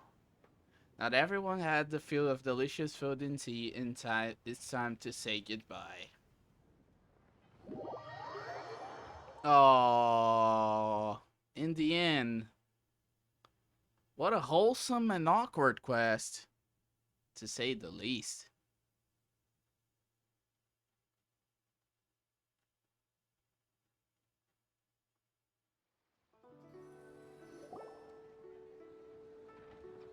Oh. It's getting late. I won't take up any more of your time. You're all free to go as you please. Thanks for the treat, Director. Yep, the tea was amazing too. Indeed. You don't have to go all polite on me. Just remember to come when I invite you next time. Okay. Let's see. Oh? It's dark out, so I'm going to accompany Xiangling, Xingqiu, and Changyun back home. As for the rest of the guests, I'll leave them to our consultant. No need. I'm headed towards the harbor to meet a friend on the ship. There's no need to trouble one such as Mr. Zhongli. I think you know the place I'm talking about. Come meet me anytime. Okay, I It was will. great getting to know you all. Let's meet again when the spring breeze begins to blow. Okay, you drunk bastard. Bye! Oh, we should write poetry together sometime. Bye. See ya. We'll catch you all later then. Okay. Don't forget to return to the parlor later. There's something I need you to do. Oh? Understood.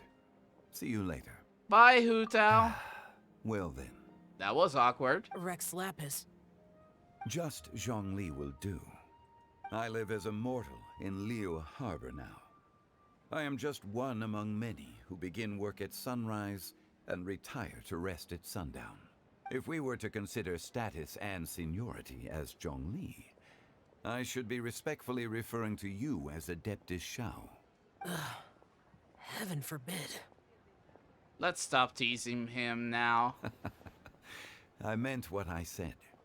I heard that during the Lantern Rite Music Festival, you conferred with Streetward Rambler and Cloud Retainer.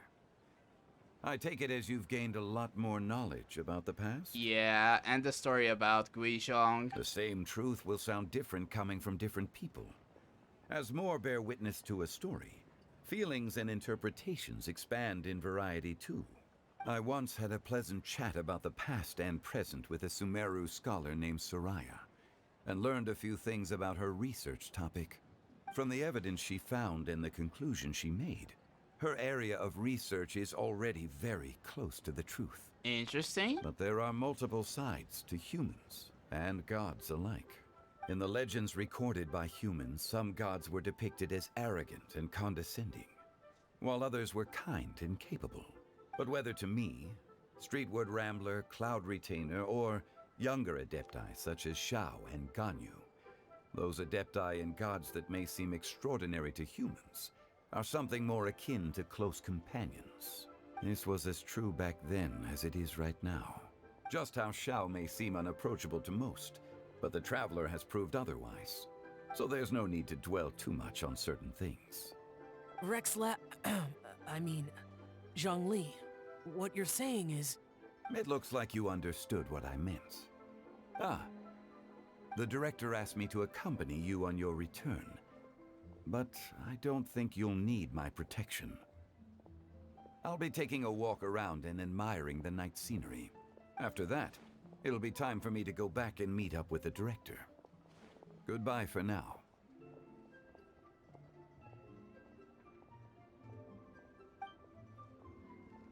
Bye, Zhongli. Bye, Zhongli. Everyone's gone now. Yeah. Paimon always feels a little empty inside when a lively celebration ends. But at least you always stay by Paimon's side. See? No. Paimon got it mixed up.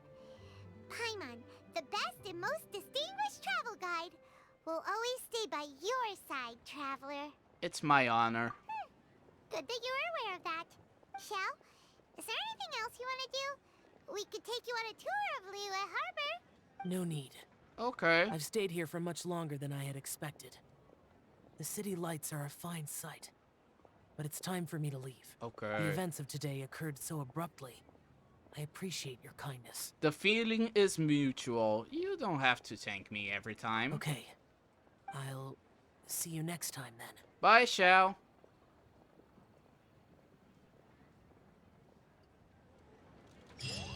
So it ends. The epilogue of the Lantern Rite quests ends, and I shall end here. Right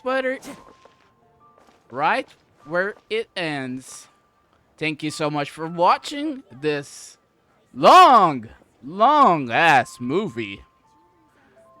Subscribe if you're new, turn on the notifications, and I'll see you guys next time. Bye-bye.